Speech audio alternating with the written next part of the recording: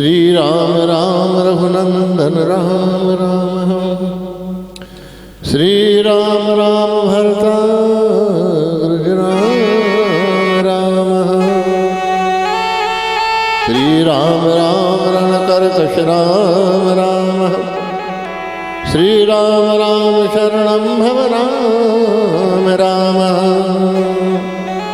आपदाराम हरताराम दाताराम सर्वसंपदां लोकाभिरामं श्रीरामं भूयो भूयो नमाम्यहम्। आदौ ब्रह्मांड खंडे त्रिभुवन विवरे कल्पदासा कुमारी। मध्याह्ने शुद्धरेवावहत सुरनदी वेदकंठोपकंठये। श्रीकंठे कन्यरूपा ललित सृजटा शांकरी ब्रह्म शांति। सा देवी वेद गंगा ऋषिकुलतरणी नर्मदा मां पुनातु। बोले गोपाल कृष्ण भगवान की जय हो। सभी ग्राम चीज के एवं बाहर के भी बगवाड़ा एवं आसपास के सब रिश्तेदार हमारे भलोदिया परिवार के जो यहाँ पर विराजित हैं, सभी माताएं बहनें, गंगा जमुना सरस्वती के स्वरूप आप सब लोग यहाँ पर भगवान की कथा सुनने के लिए पधारे हुए हैं। 7 रोज तक ये बलोदिया परिवार से मैं बोलूँगा कि बलोदिया परिवार आप लोगों का वंदन अभिनंदन कर रहा है। जय जय श्री कृष्ण, जय जय श्री। यम प्रजवंतम श्रीमद्भागवत कथा के अंतर्गत प्रथम श्लोक आता है। यम प्रजवंतमनुपेतमपेत कृत्यम द्वैपायनो विरह कारणतया हव पुत्रेति तन्मयतया सर्वो निदुष्टं सर्वभूत हृदयं मुनिमानतोस्मि। ये श्रीमद् भागवत की कथा है महाराज। देखो एक बड़ी सुंदर बात है, आप लोगों ने बहुत कथाएं तो सुनी होगी, बहुत पुराणों का भी नाम सुना होगा। सज्जनों 18 पुराण होती है, लेकिन 18 पुराण में किसी भी पुराण में श्रीमद् लिखा हुआ नहीं है, लेकिन ये भागवत के आगे श्रीमद् लिखा हुआ है। कभी आपने सोचा कि श्रीमद् का मतलब क्या है? सबसे पहले निकलता है श्रीमद् भागवत महापुराण, और नहीं तो आप देखेंगे आप शिव पुराण, नर्मदा पुराण, विष्णु पुराण, लोमस पुराण, पद्म पुराण, कूर्म पुराण, मत्स्य पुराण। लेकिन ये श्रीमद् भागवत पुराण ऐसे पुराण है कि इसके आगे श्रीमद् लिखा हुआ है। श्रीमद् का मतलब होता है, ध्यान दीजिए, अभी अपन कथा के अंतर्गत नहीं आ रहे हैं, हेडिंग पढ़ रहे हैं, उसका अर्थ समझिए आप। श्री माने पैसे, जिनके पास अटूट पैसे हो, 300-400 कुंटल मूंग पैदा हो, 1500 कुंटल सोयाबीन हो जाए, और खूब ऐसे ही है जो गेहूँ हो जाए, तो फिर तो साहब खूब पैसे आ ही जाते हैं। या पर किसी के यहाँ पर 5-25 भैंस दूध दे रही हो, शाम को छोरा जाए बड़ा दम भर के और संजा घड़ी है ये नोट के गड्ढे लेकर के, तो इसको क्या बोलते हैं? श्रीमद्। मतलब अगर किसी को अगर पैसे का घमंड आ गया हो, नारायण, ध्यान दीजिए आप, ये कथा बोल रही साहब, मैं नहीं बोल रहा हूँ। अगर किसी को अगर पैसे का घमंड आ गया हो और वो आकर के अगर भागवत कथा में अगर बैठ जाए, तो महाराज वो नशा है जो थोड़ा कमजोर कर देती है, ये भागवत कथा है। इसको बोलते हैं श्रीमद्। मद माने नशा और श्री माने पैसे का नशा। किसी को अगर पैसे का नशा हो, किसी को पद का नशा हो जाए, कोई अपने आप में बड़ा नेता बन जाए ना, उसको भी नशा हो जाता है, वो भी श्री मिल गई उसको। कहते हैं ना श्री मिनिस्टर साहब आ रहे हैं, तो श्री फलाने साहब आ रहे हैं। तो ये भागवत कथा उस नशे को कम कर देती है। एक बात तो ये हुआ अर्थ, बोलिए इसमें कुछ मजे नहीं आए तो बड़ा। दूसरा बोलिए आप श्रीमद, महाराज श्री माने राधा जी और मद माने भगवान कृष्ण। ये राधा कृष्ण की कथा है इसके अंदर।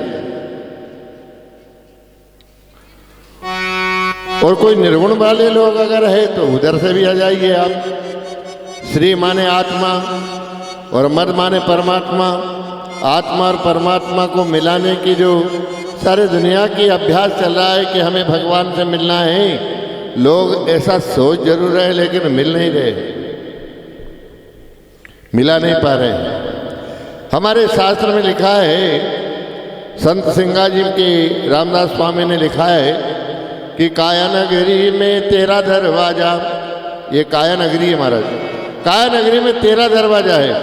कायानगरी में 13 दरवाजा, 3 गुपत 10 प्रगट विराजा। अष्ट कमल जहाँ प्रभु जी का वासा, मन दीपक जहाँ ज्योत प्रकाशा। निर्गुण ब्रह्म सखा चरचारा, कोटि भानु जहाँ है उजियारा।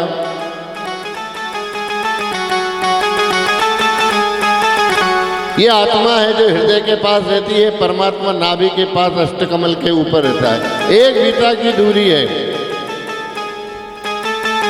बीता भर की दूरी है, बीता भर है साहब। ये आत्मा और परमात्मा से मिलाने का संयोग बीता भर है। लेकिन आदमी बीत गया, कोई 60 साल का होगा, कोई 70 साल का होगा, बीत गया, लेकिन बीता भर की ये जो बीता भर का जो दूरी है उसको मिला नहीं पाएगा। प्यारे, अगर आत्मा और परमात्मा को अगर मिला दो तो जीवन है वो सफल हो जाता है। जैसे कि ये 2 किवाड़ है, ये दूर दूर रहते हैं, दोनों को अगर मिला दिया जाए तो आपको आराम मिलेगा कि नहीं मिला? ढोर नहीं घुसेंगे, चोर नहीं घुसेंगे। ये आँख की पल दूर दूर है, अगर दोनों को मिला दी जाए तो नींद आ जाएगी, और नहीं मिलाई तो पागल हो जाओगे अगर आप सोए नहीं। चकला बेलन चौके के ऊपर दूर पड़े रहते हैं, दोनों को अगर मिला दिया तो रोटी बन जाएगी। दिया और बाती अलग अलग पड़े हैं, डब्बे में से बत्ती निकाल कर दीपक पे रखा करके माचिस लगा दो तो उजाला हो जाता है। ठीक इसी प्रकार आत्मा और परमात्मा को मिलाने से हमारे हृदय के अंदर भी ज्योति है जो हो जाती है, प्रकाश हो जाता है। आप लोगों ने महाभारत की कथा सुनी होगी सज्जनों। महाभारत की कथा में लिखा है भाई कि चक्रव्यूह की कथा अर्जुन कह रहे थे, सुभद्रा जी सुन रही थी, और सुभद्रा जी गर्भवती थी। गर्भ के अंदर वो जो अभिमन्यु था वो कथा को सुन रहा था। ध्यान देना आप लोग, वो कथा को सुनते सुनते सुभद्रा जी को नींद लग गई। अब जैसे ही सुभद्रा जी को नींद लग गई तो अभिमन्यु ने प्रवेश की तो कथा सुन ली, लेकिन निकलने की कथा नहीं सुनी। अब निकलने की कथा नहीं सुनी तो उलझ गया। आपने देखा होगा महाभारत की कथा में उलझ गया, अभिमन्यु बाहर नहीं आया। ठीक इसी प्रकार से ये अभिमन्यु वाली कथा नहीं है प्यारे, ये आप सबकी हमारी कथा है। ये चक्रव्यूह में हम लोग फंस तो गए हैं, ये माया जाल का चक्र है। इतना तो हमने सीख लिया है, इस माया जंजाल भगवान से खूब निवेदन किया, हमें मानव तन दे दो, हमें मानव तन दे दो, लेकिन निकलने का प्रयास नहीं हो रहा है। जैसे सुभद्रा जी सो गई, ऐसे सब लोग भी ये माया जंजाल में सो चुके हैं। जो जा गया वो पा लिया, जो सो गया वो खो गया। सब लोग ये चक्रव्यूह से निकलने का प्रयास नहीं कर रहे हैं। अगर सत्संग अगर सुन ले, अगर जैसे सुभद्रा जी वो सत्संग सुनती तो निकलने का प्रयास मिल जाए, तो ठीक इसी प्रकार अगर आप लोग भी भगवान की कथा सत्संग सुनो तो ये माया जंजाल से, इस चक्र से निकल सकते हो।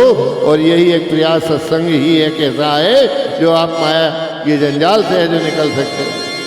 उमा कया हूँ मैं अनुभव अपना,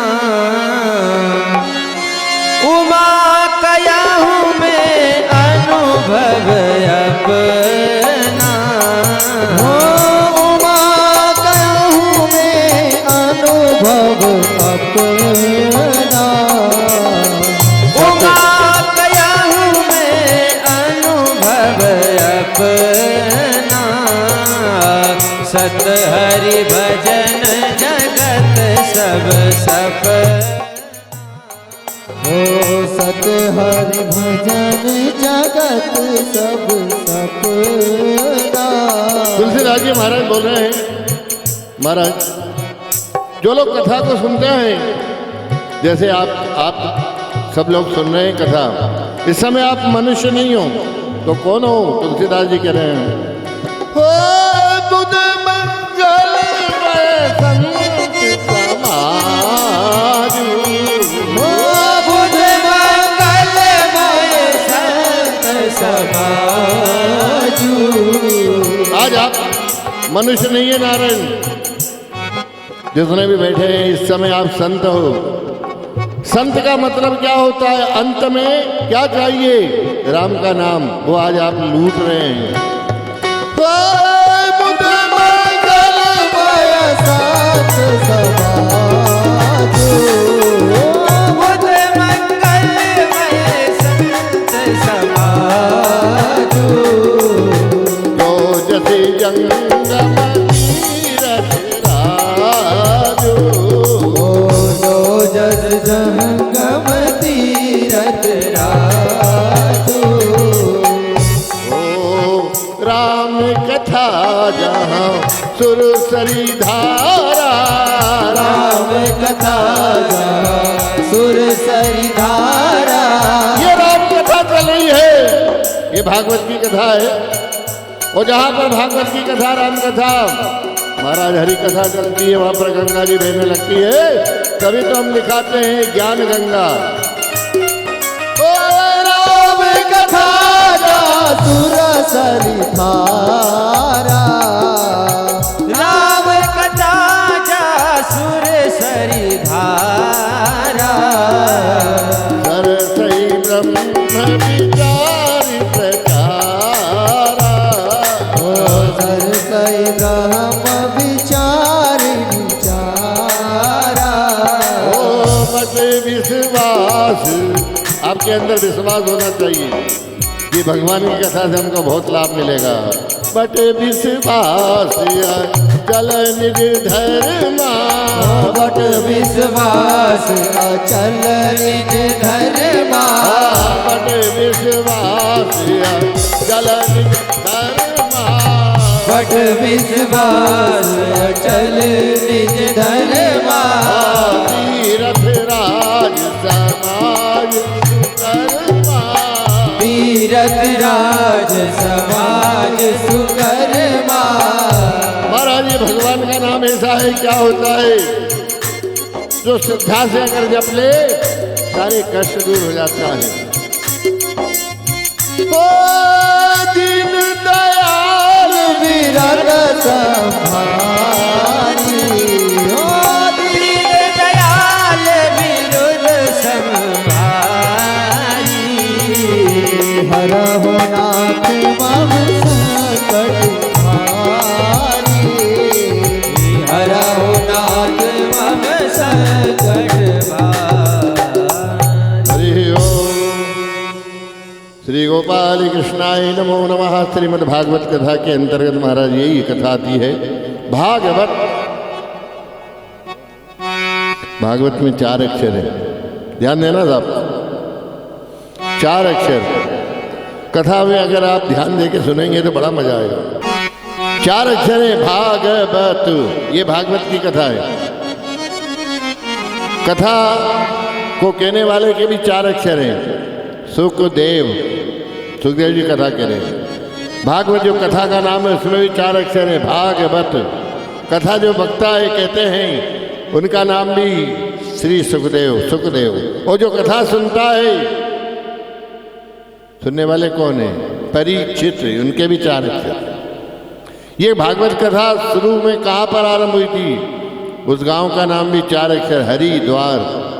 वो जहाँ पर भागवत की कथा होती है ना सज्जनों, वो हरिद्वार बन जाता है। ये हरिद्वार है। देखना, इतने दिन से हमारे अनूप भैया के घर ऐसा हाथ जोड़ के कोई नहीं जाता था। कल से यूँ देख लिए, देखना जो भी यहाँ से निकलेगा ना वो हाथ जोड़ता हुआ निकलेगा यहाँ से।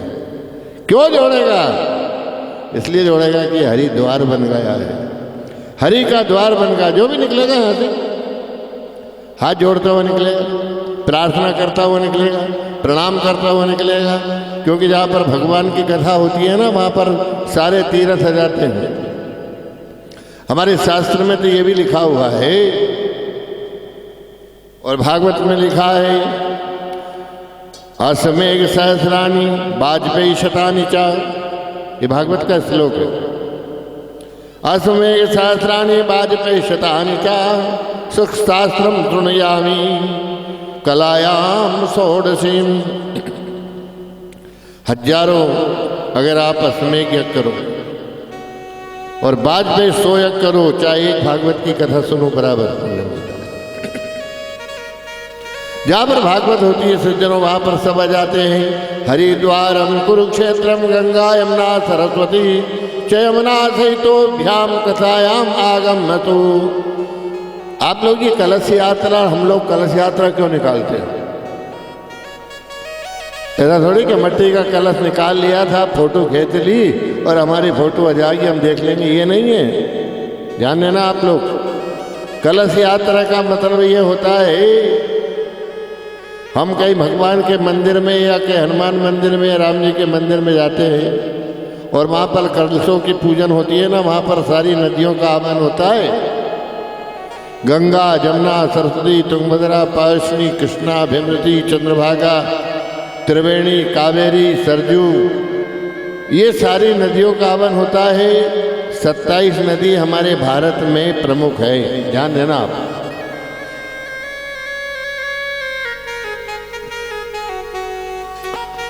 सत्ताईस नदी में ये क्या क्या फल देती है? हमारे शास्त्रों में लिखा है सरस्वती में 7 दिन नहाओ मोक्ष मिल जाता है। लेकिन सरस्वती में 7 दिन नहाओ ना, उतना पुण्य यमुना जी में 3 दिन नहाने में मिल जाता है, भव सागर हो जाता से पार हो जाता है। ध्यान देना, और जमुना नदी में 3 दिन नहाते हो ना, उतना पुण्य गंगा जी में 1 दिन, गंगा जी में 1 दिन नहाने में प्राप्त हो जाता है। अब गंगा जी में 1 दिन में पुण्य, सरस्वती में 7 दिन में, यमुना जी में 3 दिन में, और हमारे ये जो नर्मदा मैया है ना, इस नर्मदा मैया में क्या होता है मालूम? नर्मदा जी के जल का केवल दर्शन कर लो ना तो वे 7 दिन, 3 दिन, 1 दिन के बराबर पुण्य केवल नर्मदा जी के जल के दर्शन करने से मिल जाता है। आप लोग तो दैनिक है जो नर्मदा जी के किनारे पर रहने वाले हो, आप लोगों के दर्शन तो हम लोगों को करना चाहिए, जो हमेशा आप लोग 1-2 दिन में तो दर्शन या स्नान कर ही आते हैं। वहाँ नर्मदा जी के तट तीर के ऊपर है जो आप विराजित रहने वाले लोग, धन्य हैं आप। माँ नर्मदा जी में जितने भी कंकर है, भगवान शंकर है, नर्मदा जी, तो ये सारी कलश यात्रा जो है ना, ये सारी नदियों की है महाराज। अब देखो कलश यात्रा का अर्थ सुनेंगे आप लोग। कलश यात्रा जैसी आज निकली नहीं, ऐसी कल तो नहीं निकलेगी। क्या कल भी निकालोगा कलश यात्रा? कल ही निकलेगी, आज निकल गई जो निकल गई। तो कल अस या ये जो सीन जो है ना, ऐसा कल नहीं निकलेगा। अस माने ऐसा, वो जो या यात्रा में आया है, या ये जो अपना सीन निकले तो नहीं रहता, जो ये सीन में आ गया उसके लिए एक टिकट बन गई। काय की टिकट? तरा, वो भवसागर से तरने वाली टिकट बन गई। जैसे अपन लोग है जो रेलवे स्टेशन में जाते हैं और वहाँ पर टिकट बनवाते हैं, हवाई जहाज की टिकट बनवाते हैं, इसी प्रकार ठीक प्यारे जो कलश यात्रा में सम्मिलित होते हैं, बहुरूपी सागर तो तरने की टिकट बन जाती है। तो ऐसी कलश यात्रा में तो जरूर सम्मिलित होना चाहिए। कल धन अस यात्रा, कलश यात्रा, जो कलश यात्रा में आया वो तर जाता है, वैकुंठ पार हो जाता है। आइए इसी संदर्भ में आप एक छोटा सा कीर्तन करेंगे, आप लोग सब लोग बोलेंगे। आप लोग कीर्तन भगवान के नाम को जरूर बोलेंगे, और भगवान के नाम को बोलने में कभी भी कंजूसी नहीं करना चाहिए। हरे हरे रामा हरे रामा हरे रामा हरे हरे रामा हरे रामा जय हो हरे रामा हरे रामा हरे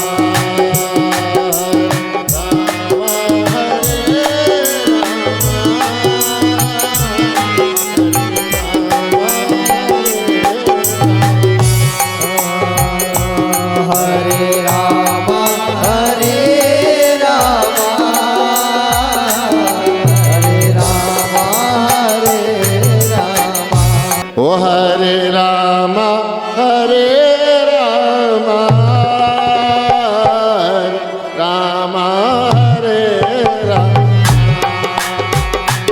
हरे रामा हरे रामा हरे रामा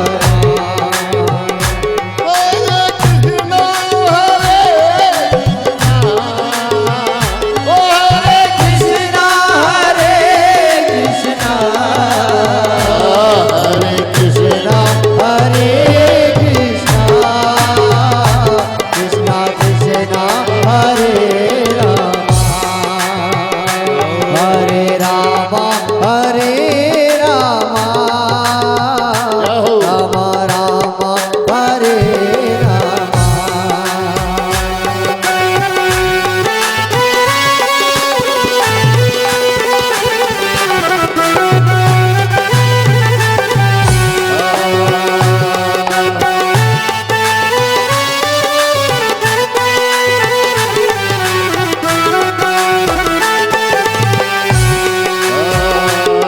हो मंगल भवन मंगल हारी मंगल भवन मंगल हारी प्रभु दशरथ अजर बिहारी ओ मंगल भवन मंगल हारी मंगल भवन मंगल हारी प्रभु दशरथ अजर बिहारी प्रभु दशरथ अजर बिहारी हरे रामा हरे रामा हरे रामा हरे रामा ओ बोलो रामा हरे रामा हरे रामा हरे रामा हरे कृष्णा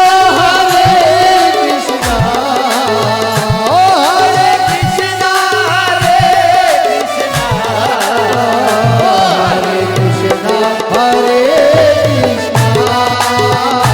कृष्णा कृष्णा हरे रामा हरे रामा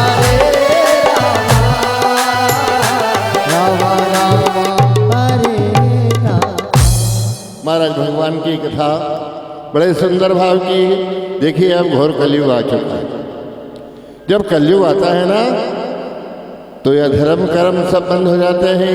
एक कवि ने लिखा है, धर्म कर्म मर्यादा सारी ये सबने दई विसार। सब लोगों ने छोड़ दिया धर्म, ऐसा बदल गया व्यवहार। देखिए पहले माँ बाप की सेवा करते थे, अब माँ बाप की सेवा बिल्कुल बंद। बहुत कम लोग ऐसे हैं, बहुत कम बालक हैं जो अपने माँ बाप की सेवा करते हैं। प्यारे माता पिता की सेवा करना, गौ माता की सेवा करना करते हैं। गौ माता बाहर निकाल दी, पहले गौ माता की सेवा की जाती थी। एक अगर बच्चियाँ अगर घूम जाते थे, 2-2 8-8 रोज तक ढूंढने जाते थे। और आजकल तो साहब दूध देने के बाद गैया और बछड़ा, छोटी सी बच्चियाँ है बेचारी से चलने की नहीं बनेगी, दया नहीं करते, निकाल दो। अब दूध ही नहीं दे रही, कहीं मतलब नहीं, छेड़ दी बेचारी। और दूध दिया जब तक तो व्यवस्थित रही, बाहर निकाल दो। ये स्थिति बन रही है, ऐसी स्थिति माँ बाप की बन रही है। माता पिता का भी अब सम्मान नहीं होता है, हमारा ललकारा जाता है, फटकारा जाता है। ऐसा ही है, कलयुग है, सब धर्म कर्म सब पूरा है, जो सब गड़बड़ा गया है। ऐसी स्थिति हो गई कि बस पूछो मत। अभी का एक ताज़ा किस्सा है, ध्यान देंगे आप लोग। एक बैंक बाबूजी थे। अब बैंक बाबूजी दोनों पति पत्नी रहा करते थे महाराज। उनका एक लड़का हुआ। अब लड़के को पढ़ाया लिखा और न ऐसी बीमारी यही कि बैंक बाबूजी खत्म हो गए। अब बाबूजी जब खत्म हो गए तो लड़के को अनुकंपा के द्वारा सर्विस मिल गई। अब वो बाबूजी बन गए। माता राम को पेंशन मिल रही है। प्रेम के साथ धीरे धीरे बड़े हुए। वो लड़के का विवाह हो गया, लड़का हो गया। जब तक ये जो पहली वाली जो बाई थी ना, वो बुढ़ी हो गई, दादी बन गई।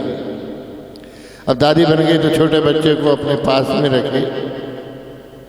देखिए, वृद्धा जब आदमी हो जाता है तो सर्दी भी हो जाती है, खांसी भी चलती है। तो दादी माँ रोज खांसती खूब थी। तो वो बहू क्या कह रही अपने पति से कि ये ढोकरी है ना, खूब खांस रही है, इसको टीबी हो गई है, तुम जांच तो करवा नहीं रहे हो। और ऐसा नहीं हो कि मेरे छोरे को है जो टीबी हो जाए। ये छोरा ऐसा है जो वो दादी के पास सोता है, दादी के पास ही भोजन करता है। तो क्या हो रहा है उसमें? माता जी है, होगी तुम्हारी माता जी, कोई मेरी माँ थोड़ी है। देखो साहब कितना फर्क आ गया। बहू ने वहाँ पर है जो एक प्रश्न रख दिया अपने बेटे से। कहा बोले एक काम करो, तुम्हारी माँ जरूर है लेकिन उनको अनाथ आश्रम में छोड़ दो और नहीं तो ये लड़के की जान ले लेगी। एक दिन समझा दिया, 2 दिन समझा दिया, आखिर को क्या साहब चौथे 5वें दिन तो अड़ गई वो भाई। या तो ये ढोकरी को अनाथ आश्रम छोड़ो, नहीं तो मैं मेरे छोरे को लेकर मेरे पियर जाते। माँ, बाबूजी जो गया था, छोरा बोल रहा है, माँ देख तू यहाँ पर अकेली बैठी रहती है, मैं तेरे को आश्रम पे छोड़ी हूँ ना। माँ समझ गई कि कुछ दाल में काला है। माँ की आंख में से हल्के से आंसू जरूर आए। छोरे से दूर हो जाऊंगा। लड़के से बड़ा स्नेह था महाराज। फिर भी माँ ने कड़ा दिल करके पूछा, बोले बेटा एक बात पूछूं, तू ही तू कह रहा है कि बहू भी कह रही है, ये भी बता बहू का भी मन है कि नहीं? कि बोले हम दोनों का मन है कि तेरे को आश्रम में छोड़ दे। तो फिर बोले फिर मेरे को जल्दी कर, कल का छोड़ने वाला आज ही छोड़ दे। जब बहू ने भी कह दी और तेरा भी मन है तो फिर अब मेरा यहाँ काम ही क्या है? अरे अब आप लोगों को समझ में आजकल की कथा महाराज। घर भी देखना, जब आपके लड़के लोग छोटे रहे जब तक खूब काम कर लो, ताकत रहती है। और जब ताकत खत्म हो जाए, लड़के लोग जब खड़े हो जाए और तुमको बार बार काम से रोक दे, ललकारने लग जाए, तो फिर काम करना बंद कर दो, चुपचाप देखो। तुम्हारी अगर नहीं चले भैया ये काम करना, वो फटाक से मना कर दे, तो फिर एक काम करना, मैं हाथ जोड़ कर कहता हूँ, फिर बोलना बंद कर दो, खाली देखा करो, काम मत बताओ। और नहीं तो कहते आज दवा डाल लो इस चना में, आज ये करना, ये सब बंद कर दो, चुपचाप हो जाओ, खाली देखा करो। और देखने में भी अगर आपके बेटा और बहू अगर खुश नहीं है तो बेटा बहू को देखना बंद कर दो, ऊपर वाले को देखना चालू कर दो। अगर तुमने उसको देखना चालू कर दिया तो तुम्हारा भवसागर से तुम्हारा मार्ग बन जाएगा। यह जीने की राह है। आपको कैसे जीना है, कैसे रहना है, ये सीखो। ये सब, ये पुरानी आदत को सब छोड़ दो। आज वो बहू के कहने से और बेटा ने अपनी माँ को अनाथ आश्रम में छोड़ दिया। अब बेचारी वहाँ पर जो भी मिलता था खाती थी। 4 साल तो वहाँ पर रहा। एक दिन क्या हुआ कि बैंक वाले जो बाबूजी, जो हरिओम, जो अनाथ आश्रम के जो बाबूजी थे, जो मैनेजर था, उससे कहा मैनेजर साहब मेरे बेटे से कहो कि मैं मिलना चाहती हूँ। अब वो भैया आए नहीं माँ से मिलने। फ़ोन लगाया था, लड़के को बुलवाया। लड़का पहले तो कहता अभी मेरे को फुर्सत नहीं है, रविवार के रोज आऊँगा, संडे के रोज। संडे भी आ गया था, रविवार आ गया। लड़का गया। लड़के ने अपनी पत्नी से कहा तू भी चल देख लिया, नहीं तो बुरा मानेगी। जब दोनों आए तो लड़का भी आ गया। लड़के ने देखा कि मेरी दादी यहाँ पर है, लपक के दौड़ा, दादी माँ मेरे को तुम्हारी बहुत याद आ रही है, तुम कहाँ हो? दादी माँ ने कहा बेटा तू वहीं खड़ा रहे। मुझको मालूम था कि मैं अगर गोदी में लूँगी तो ये बहू है ना ललकार देगी मेरे को, दूर से देख लूँगी, वहीं खड़ा रहे बेटा, या मत। दादी माँ की आँख में आंसू आ गए। महाराज इसने खूब रहता है, ब्याज मूल से ब्याज ज़्यादा प्यारा होता है, बड़ा आनंद आता है, लेकिन क्या करो मजबूरी है। बेचारी दादी माँ वहीं पर बैठी बैठी रो रही है, छोरे को दूर से देख रही है। माँ मैंने साहब से फोन लगाया था, बोले हाँ। मेरे को बुलाया, बोले हाँ बोले आदेश कर माँ क्या क्या। बोले बेटा मैं 4-5 साल से यहाँ पर रह रही हूँ, ये गादी है ना गादी, थोड़ी अच्छी वाली गादी ला दे। माँ मेरे को दिखने में तो अच्छी तो लग रही, नहीं ये नहीं, थोड़ी बढ़िया वाली गादी ला दे। ये पंखा नहीं चाहिए, अब कूलर ला के कूलर की व्यवस्था कर दे, फलाना कर दे, ढिकाना कर दे, ये सामग्री लिया। लड़के झंझला करके बोला कि इतना खर्चा है बुढ़ापे में और ये माँ करवा रही है, या आखिर ऐसा क्यों करवा रही? तो लड़के ने झंझला करके अपनी माँ से कहा, बोले माँ अरे गादी अच्छी है, पंखा भी अच्छी हवा दे रहा है, ये मटका भी अच्छा है, फिर क्या मतलब है ये फालतू पैसे खर्च करने के? तो दादी माँ ने कौन सा शब्द बोला जरा ध्यान दीजिए। बोले बेटा अपने घर की परंपरा हो गई है, देख ये छोरा ने भी देख लिया है। अब हर आदमी जब बुढ़ा होगा ना, जब ऐसे अनाथ आश्रम पर हर लड़का अपने माँ बाप को छोड़ेगा, तो मैंने तो सहन कर लिया, पर ये मेरी बहू से ये सहन नहीं होगा, ये गादी पे ये नहीं सो पाएगी, ये पंखे में ये नहीं रह पाएगी, इसलिए मैं इसके लिए अच्छी गादी, अच्छे कूलर वगैरह इसकी व्यवस्था करवा रही हूँ। आज तो मैं हुई हूँ, लेकिन कल कोई इसको भी है जो इसका लड़का है जो यहाँ पर छोड़ेगा, हमारे घर की परंपरा बन गई। महाराज ऐसी परंपरा मत बनाओ। अरे हमारे देश की परंपरा तो ऐसी है, हमारे यहाँ पर महाराज दशरथ के 4 लड़के थे, 4 बहू थी। रामायण खोल के देख लो, कोई बहू अलग अलग नहीं हुई, लेकिन आजकल की ये जो बाइयाँ बहुएं हुई, एक के बाद 2 हुई कि हम तो अलग अलग होंगे। क्या लड्डू बटेंगे फिर आपके घर में? अरे सम्मिलित रहो, परिवार सुसंगत रहना चाहिए, हिल मिल के बात करना चाहिए, भाई भाई जैसे होना चाहिए। रामायण तो पढ़िए आप जरा। आजकल लोग एक पिता के ऊपर माँ बहन की गाली देते हैं, भाई भाई। वो जरा रामायण को उठाकर देखो। राम जी कह रहे भैया भरत तुम राज करो, भैया भरत कहते नहीं भैया तुम राज करो। वो राज को गेंद सरी ठोकर सरी फेंक रहे हैं। और आजकल के भाई है जो एक एक पिता के लिए लड़ रहे हैं। क्या ये हमारी संस्कृति है? अरे हमारी पद्धति है क्या? हम इसीलिए तो भागवत सुनते हैं। भागवत की कथा सुनने का महत्व नहीं निकल रहा है, ये कोई मनोरंजन का साधन नहीं है। इस कथा के अंतर्गत महाराज ध्यान से कथा का अनुनय करना चाहिए, विनय करना चाहिए और इसके ऊपर मनन करना चाहिए। हर प्रकार की कथाओं का महाराज यही आनंद होता है। आइए, ये कलयुग का व्यवहार चल रहा है। देखिए आप क्या हो रहा है। ये भजन बोल रहा है, विप्र भय विद्याहीन, क्षत्रिय भय बलहीन, वैश्य भय लोभी और शूद्र भय प्रवीण। ये झूठन का ओ ढोंगियों का सत्कार, ऐसा बदल गया व्यवहार। सास से बहू कहे, अब बहू की कहीं आंगनबाड़ी में नौकरी लग गई साहब, तो वो बहू है ना आँख निकाले 4-6 हज़ार रुपये मिल जा महीना का। सास से बहू कहे बैठी तू यहाँ पे रहे, खुटा रही हमारो नाज जी, हमारो नाज जी। 4 रोटी खा रही है तू, हमारा अनाज खुटा रही है। कि सास से बहू कहे बैठी तू यहाँ रहे, खुटा रही हमारो नाज जी, हमारो नाज जी।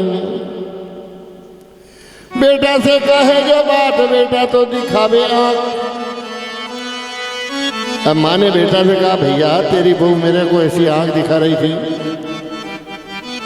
तो लड़का खुद है जो अपनी माँ को आँख दिखा रहा, ललकार रहा, अपनी बहू से कुछ नहीं कह रहा है। बेटा से कहे जो बात, बेटा तो दिखावे आँख। ओ ऐसो अरे लड़कों का व्यवहार बदल गया व्यवहार।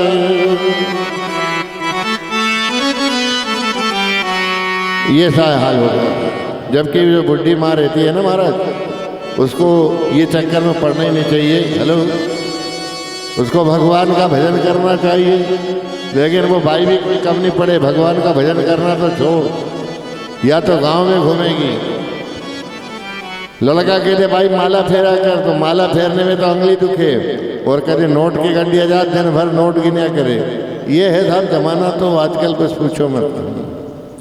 हो राम भजन नहीं राजी, हो डोकरिया बाजी, ओ डोकरिया बाजी, ओ डोकरिया बाजी, ओ डोकरिया बाजी, ओ डोकरिया बाजी।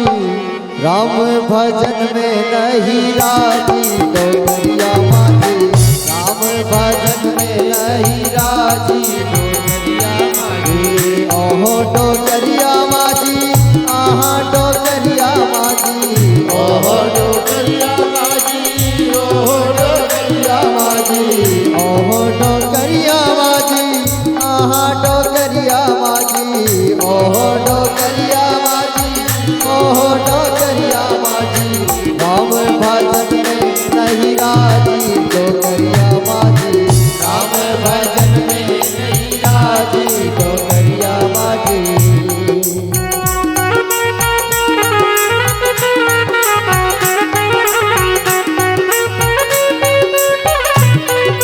जय हो।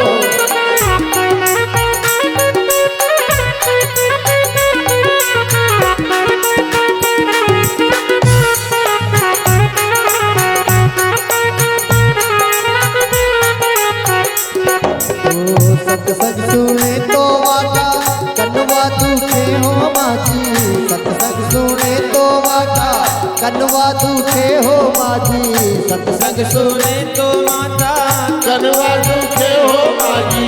चुगली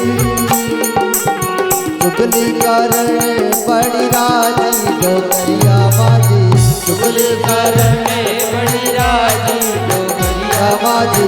राम भजन में नहीं राजी, डोकरिया बाजी, राम भजन में नहीं राजी, डोकरिया बाजी, राम भजन में नहीं राजी, डोकरिया बाजी।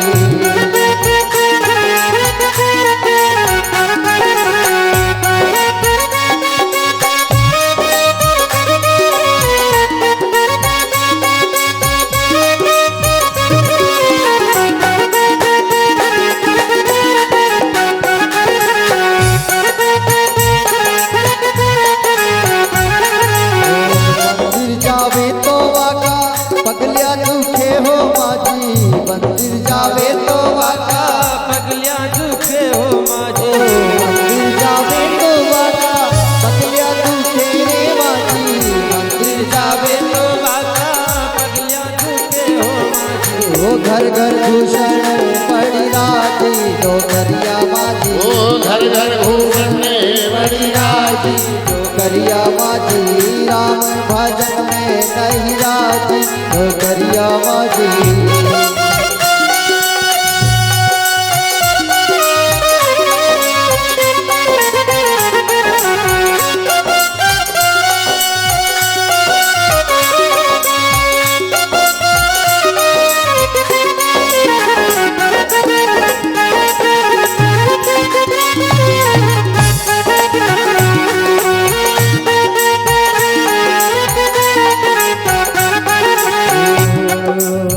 माला फेरे तो वाका हाथ दुखे हो माझी, माला फेरे तो बाका हाथ दुखे हो माझे, माला फेरे तो वाका हाथ दुखे हो माझी।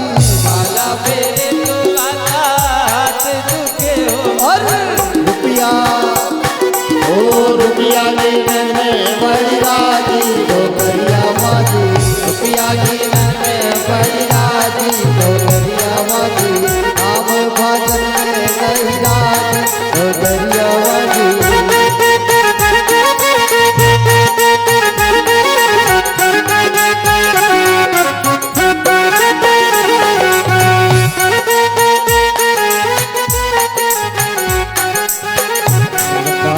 बिहारी लाल प्रियो, जब ये भगवान के भजन कम हो जाते हैं, भगवान की लीला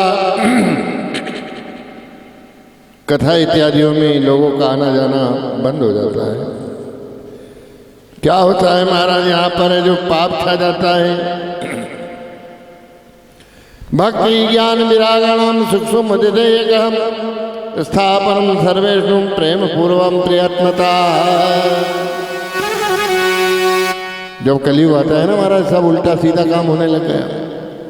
ये कलयुग में भगवान का भजन करना बंद, मंदिर और शिवालय में सब बंद। आजकल को शिवर वाले पंडित जी का बड़ा भला हो, जो भाइयों ने जो भगवान का भजन शंकर जी का पूजन करने लगे। अगर हमारे भाई लोग तो यथावत वैसे के वैसे ही, भगवान शिव जी का पूजन बहुत अच्छी बात है। ओम नमः शिवाय, ओम नमः शिवाय पूजन तो जरूर करो आप। एक बात का ध्यान किया करो, पार्वती के पति के ऊपर तो आप खूब है जो जल चढ़ा रही हो, और कभी कभार अपना पति आ जाए कहीं से परसूट दे करके, या फिर जो कोई दवा या अपने पानी आने दे के और कभी एक गिलास पानी मांग ले ना, तो भाइयों क्या बोले, मैं पूजन कर रही हूँ तुम्हें भर लो। अरे पार्वती के पति को तो घघरा से पानी चढ़ा रही है, और खुद का पति बेचारा एक गिलास पानी मांग रहा तो नहीं दी जा रही है, नहीं जा रहा है। तो ऐसा व्रत भी काम का नहीं होता है। हमारे शास्त्र में लिखा है, ओ अरे जगमहु पुण्य नहीं कछु दूजा,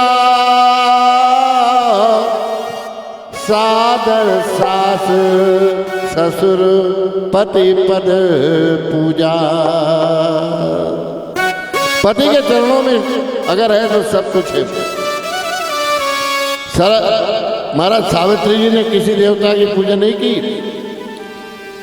ना कभी 16 सोमवार का व्रत किया, ना कोई शुक्रवार का व्रत किया, केवल पति का ही पूजन करती थी। पति से कभी गुस्से में नहीं बोलती है। जो पत्नी अपने पति से गुस्से में बात करती है प्यारे, उनके माता पिता और बड़े भाई का और खुद का पुण्य समाप्त कर देते हैं। इसलिए आपसे आप लोगों से मेरा निवेदन है, पति को परमात्मा समझना चाहिए। हमारे शास्त्रों में ये लिखा है, जिस भाई के यहाँ पर अगर बालक का जन्म नहीं हो रहा है, वो अगर अपने पति के सीधे पैर के अंगूठे को धो करके मात्र 6 महीना पी ले, अगर संतान अगर नहीं हो तो पैसे पीछे ले जाओ। किसी के यहाँ पर बालिका का जन्म हो, लड़के का जन्म नहीं हो रहा है, अपने पति के सीधे पैर के अंगूठे को प्रातः काल है जो धो करके पियो, 68 तीर्थ का फल मिलता है। ये है गति है महाराज। पति पत्नी का ये एक जोड़ा रहता है। अच्छा एक बात और बताऊं मैं आपको, पति पत्नी का एक जोड़ा है। अब इस जोड़े को आप सही सलामत रखो तो बड़ा आनंद आ जाता है। जैसे आपके यहाँ पर ध्यान देना, आप बिजली घर में लाते हैं। अभी अरुण पंडित जरा सुनना, बिजली अपने घर में चलाते हो तो बिजली के खंभे से कितने तार लाते हो? 2। एक अर्थ का रहता है, एक फेस का रहता है। 2 तार आया अपने घर के अंदर लगा दिया,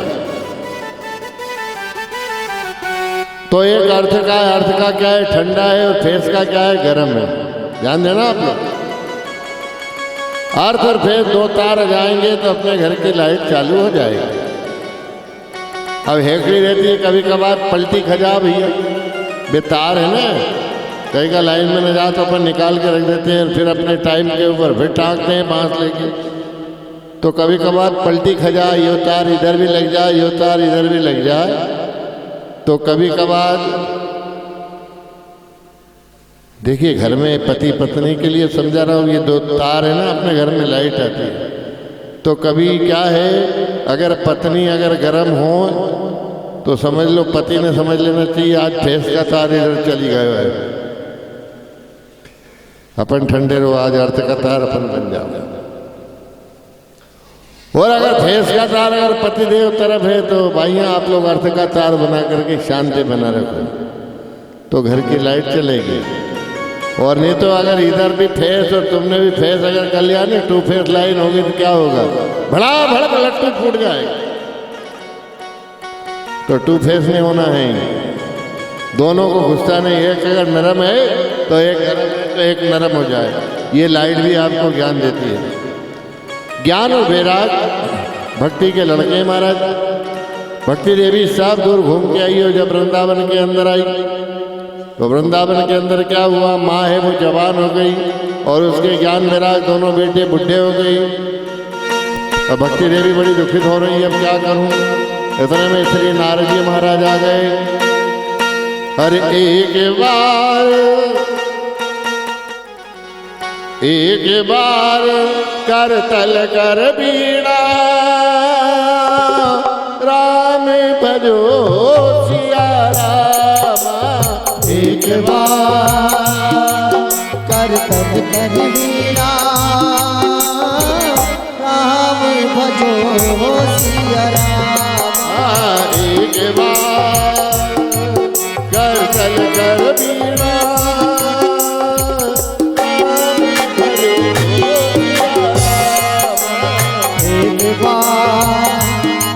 कर तन कर बीड़ा, राम भजो सिया रामा। गावत हर परम बीना, राम भजो सिया रामा। गावत हरि परम प्रवीणा, राम भजो सिया रामा।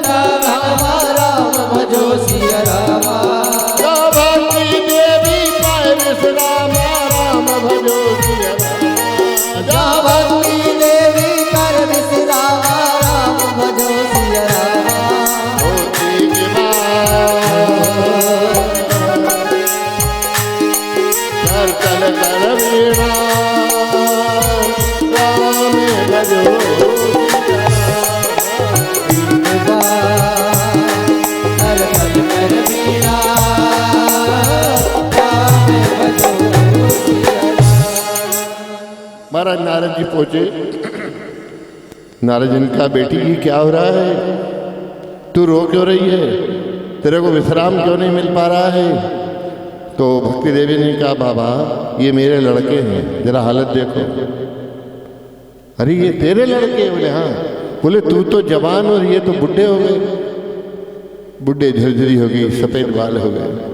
बाबा इनको ही तो देख करके मैं दुखित हो रही हूँ कि मेरी युवावस्था है और मेरे लड़कों की है जो वृद्धावस्था है।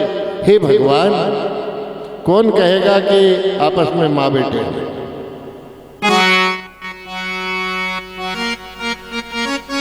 नारद जी ने उनके कान में भागवत जी के श्लोक है साहब। आदौ देवकदेव गर्भजननम गोपी ग्रहावर्धनम, ये श्लोक बोले।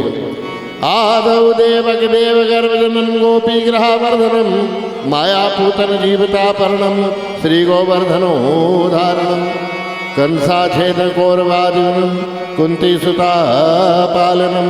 एतत् श्रीमद्भागवत पुराण कथितम श्री कृष्ण लीलामृतम। भागवत के 4 लाइन के श्लोक है जो ज्ञान वैराग को सुनाए तो दोनों ज्ञान वैराग कई टाइम से अचेत पड़े हुए थे, बैठे हो गए। नारद जी ने कहा, बोले देवी इनको भागवत की कथा सुनवाओ। देखिए भागवत की कथा है ना, बड़ी सुंदर भाव की है। भक्ति ज्ञान विरागाम सुख संपदे अर्कदम, स्थापनम सर्वेशु प्रेम पूर्वम प्रयत्नता। महाराज सुना दो। बोले मैं हम तो सुना नहीं पाएंगे, तो एक काम करो, मैं व्यवस्था करता हूँ। तो चारों कुमारों के पास श्री नारद जी गए, सनक सनंदन सनातन तनत कुमारों पर। कुमार लोग वर्णन करते हैं मां चिंतां गुरुदेवर्ते हर्ते चित्ते समावः उपायं सुख साध्योतिरं वर्तते पूर्व एव हि।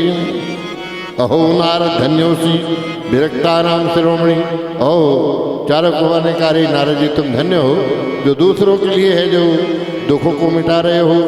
अहो नारद धन्योसी विरक्तानां शिरोमणि सदा श्री कृष्णदासानां हृदयं अभास्मरा। नारद जी ने कहा, यार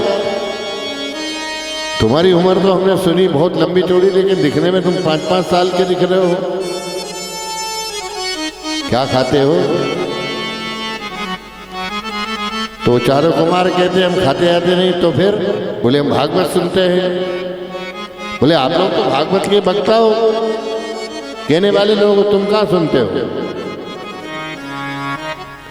कुमारों ने कहा, देखो हम 4 भाई हैं, एक भागवत कहता है 3 सुनते हैं, जब ये कहता है तो हम 3 सुनते हैं, जब ये कहता है तो हम 3 सुनते हैं, और ये कहता है तो हम ये 3 सुनते हैं। भागवत सुनने में बड़ा आनंद प्राप्त होता है। सुनना चाहिए। सुनने का अभ्यास रखो साहब। घर में अगर बहू अगर कुछ कह रही है तो सुन लो। सुनना मालूम कई भाव मिले। अरे यार समझ में सुनना अबेरो। छोरा अगर कह रहा तो बाप को भी सुन लेना चाहिए, सुनना चाहिए। सुनना। आजकल 52,000 रुपया में 10 ग्राम सुनना मिलता है। ये सुनना कोई मामूली खेल थोड़ी है। सुनना चाहिए। आप लोग भी कथा सुन रहे हो ना, सुनना चाहिए। जो भगवान की कथा को सुनेगा महाराज, उसे आनंद मिलेगा ही मिलेगा। आप लोग कथा सुन रहे हो ना, तो आप लोग चार्ज हो रहे हो, सुन रहे हो, और हम जो सुना रहे हैं ना तो हम डिस्चार्ज हो रहे हो। हमारा जो करंट है वो कम होता जा रहा है, और आप लोग सुन रहे हैं। आपके ऊपर जैसे फोन को अपन चार्ज पे लगाते हैं, इस समय आप लोगों ने अपनी अपनी सारी बैटरियां चार्ज पे लगा रखी है। बड़े प्रेम के साथ कथा का आप लोग आनंद ले रहे हैं। चारों कुमारों ने कहा, हम लोग कथा सुनते हैं इसलिए हम अभी भी तरुण है, ना कोई रोग है ना कोई बीमारी है। प्यारे, जो भगवान की कथा सुनते हैं उनको कोई रोग बीमारी नहीं होती है, इसे जरूर सुनना चाहिए। जहाँ पर भी सत्संग होता है वहाँ पर जरूर जाना चाहिए। जहाँ पर भगवान की कथा हो रही है वहाँ पर जरूर जाना चाहिए। और भगवान का भजन है, जो कथा सुनो बड़ा ही आनंद प्राप्त हो जाता है। निमाड़ी में एक भजन है साहब, निमाड़ी भजन आप सुनेंगे। आप निमाड़ी भाषा में है। हमारे संत सिंगाजी महाराज है जो हमेशा वर्णन किया करते हैं, अरे लुट गई। अभी आप लोगों के यहाँ बीच में बड़ी सुंदर कथा करवाई थी। हमारे कथा के प्रवक्ता लोग करने वाले हमारे मोहन भैया भी यहाँ पर विराजित हैं, जो यहाँ पर कथा में आए हुए हैं। आप लोगों का बहुत बड़ा सहयोग रहा। आइए उसी संदर्भ में एक भजन सुना रहा हूँ मैं आपको। अरे लुट गई रे जिंदगानी, भजन बिना लुट गई। लुट गई रे जिंदगानी, भजन बिना लुट गई रे। हो लुट गई रे जिंदगानी, भजन बिना लुट गई। ओ लुट गई रे जिंदगानी, भजन बिना लुट गई रे। भजन करिए। अगर आप भजन करोगे तो आनंद मिल जाएगा। ओ क्या तूने लायो रे, क्या लई जावे, क्या तूने लायो रे कहाँ नहीं जावे। जब जन्म होता है तो हाथ में क्या होता है? अटैची होती है क्या पैसे की? नारायण जी, क्या तूने लायो रे, क्या लई जावे, क्या तूने लायो रे कहाँ नहीं जावे। हाथ पसारा तू तो जावे, हाथ पसारा तू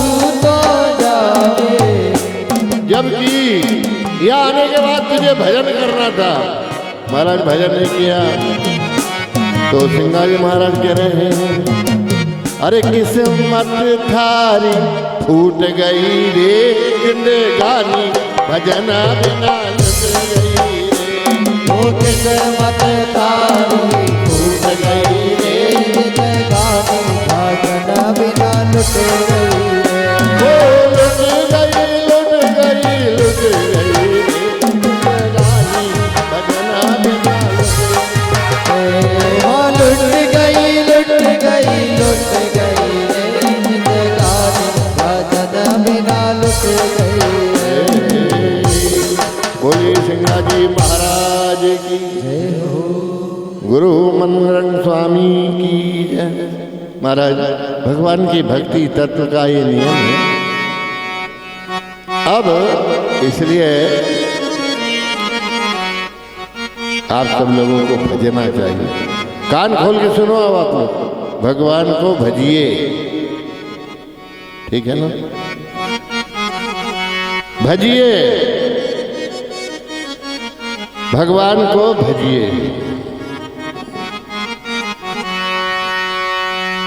अच्छा, अगर आपने खूब गुलाब जामुन खाई हो, दाब दाब के हिला हिला के, कलाकंद खाए हो, रबड़ी खाई हो, ईमानदारी से बताना है। और अगर आपको अच्छा नहीं लगे तो मुँह चाहत कर देना। अच्छी रबड़ी खाई हो, गुलाब जामुन खाई हो, बढ़िया पालक और पतली गिलकी का करी भजिया बन करके तुम्हारे सामने आ जाए, भजिया दो दो भजिया, तो लेगा कि नहीं लेगा? जो नहीं ले वो ऊंचा हाथ कर दो, मतलब सब लेने के लिए तैयार है। कई नाम है उनको भजिए, दो दो भजिए अगर आप ले लो तो क्या बिगड़ेगा? अरे साहब ये भजिए, तो भजिए क्या करता है? मुंह को साफ कर देता है। ले लो, दो भजिया दे दे भैया, दो भजिया इधर भी दे दे, दो दो भजिए। वो भजिए जैसे वो भजिए है ना, मुंह को साफ कर देता है प्यारे, ऐसे भगवान का भजन भी भजिए तो ये पाप को भी साफ कर देता है। जैसे वो भजिए मुंह को साफ कर देता है, ऐसे भगवान के भजन को आप भजिए। अगर आपने भज लिया तो आपके पाप को ये भी साफ कर देता है। अब भजिए का जरा बनाने का क्रम देखेंगे आप। कढ़ाई में जब भजिया बने ना, ऐसे डाले, भाइयों डाल दिए ना आप लोग, हमने तो कभी काम पड़ा नहीं, आप लोग तो वो रोज ही बनाते हो।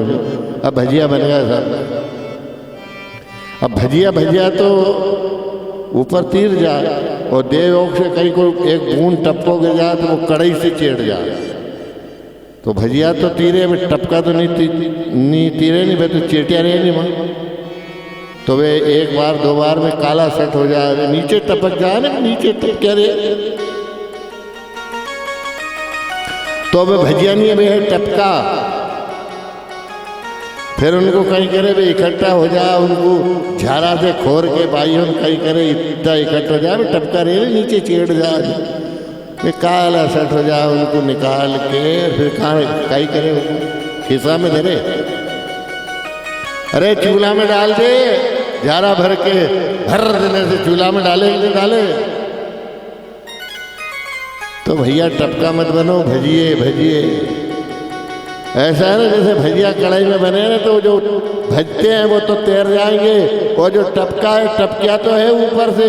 भगवान के घर से जन्म तो लिया आप लोगों ने, मानव जन्म भी लिया है, पर टपके ही मत बन जाओ। अरे थोड़ा भगवान का भजन भी कर लो, अगर भगवान के भजन करोगे तो तैर जाओगे, और नहीं तो मैं टपका उनको भेला करके जैसे भाइयों चूल्हे में जला नहीं, ऐसे यम के दूध भी ना बन, क्या क्या हम लोगों के साथ करेंगे। इसलिए हो सकता है हो राम नाम अति मीठा है, कोई गा के देख ले। हो राम नाम अति मीठा है, कोई गा के देख ले। और आ जाते हैं राम कोई बुला के देख ले। राम नाम अति मीठा है, ओ राम नाम अति सुंदर है, ओ राम नाम अति पावन है, कोई गा के देख ले, आ जाते हैं राम कोई बुला के देख ले, आ जाते हैं राम कोई बुला के देख ले।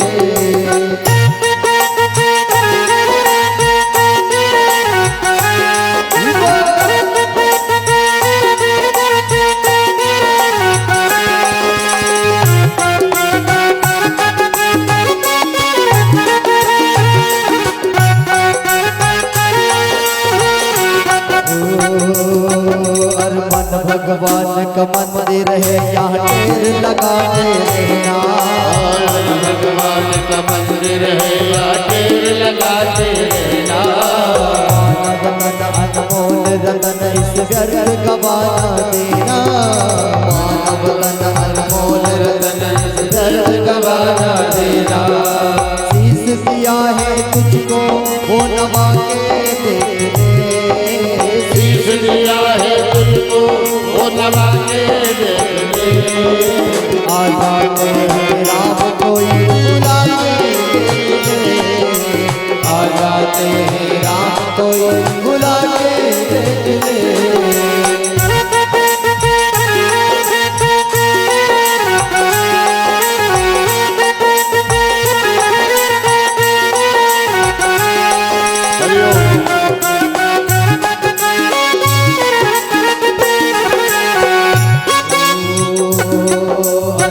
घर में अंधकार वहाँ मेहमान कहाँ से आए, इस घर में अधिकार मेहमान कहाँ से आए, इस घर में अंधकार वहाँ मेहमान कहाँ से आए, इस घर में अधिकार कहाँ मेहमान कहाँ से आए, और इस घर में अभिमान वहाँ भगवान कहाँ से आए, इस घर में अभिमान भगवान कहाँ से आए। और अपने मन मंदिर में ज्योति जला के देख ले, अपने मन मंदिर में ज्योति जला के देख ले, आ जाते हैं राम कोई बुला के देख ले, आ जाते हैं राम कोई बुला के देख ले, राम नाम मीठा है इस गा के देख ले, राम नाम मीठा है गा के देख ले, अरे आ जाते हैं राम कोई बुला के देख ले, आ जाते हैं राम कोई बुला के देख ले, आ जाते हैं राम कोई बुला के देख ले।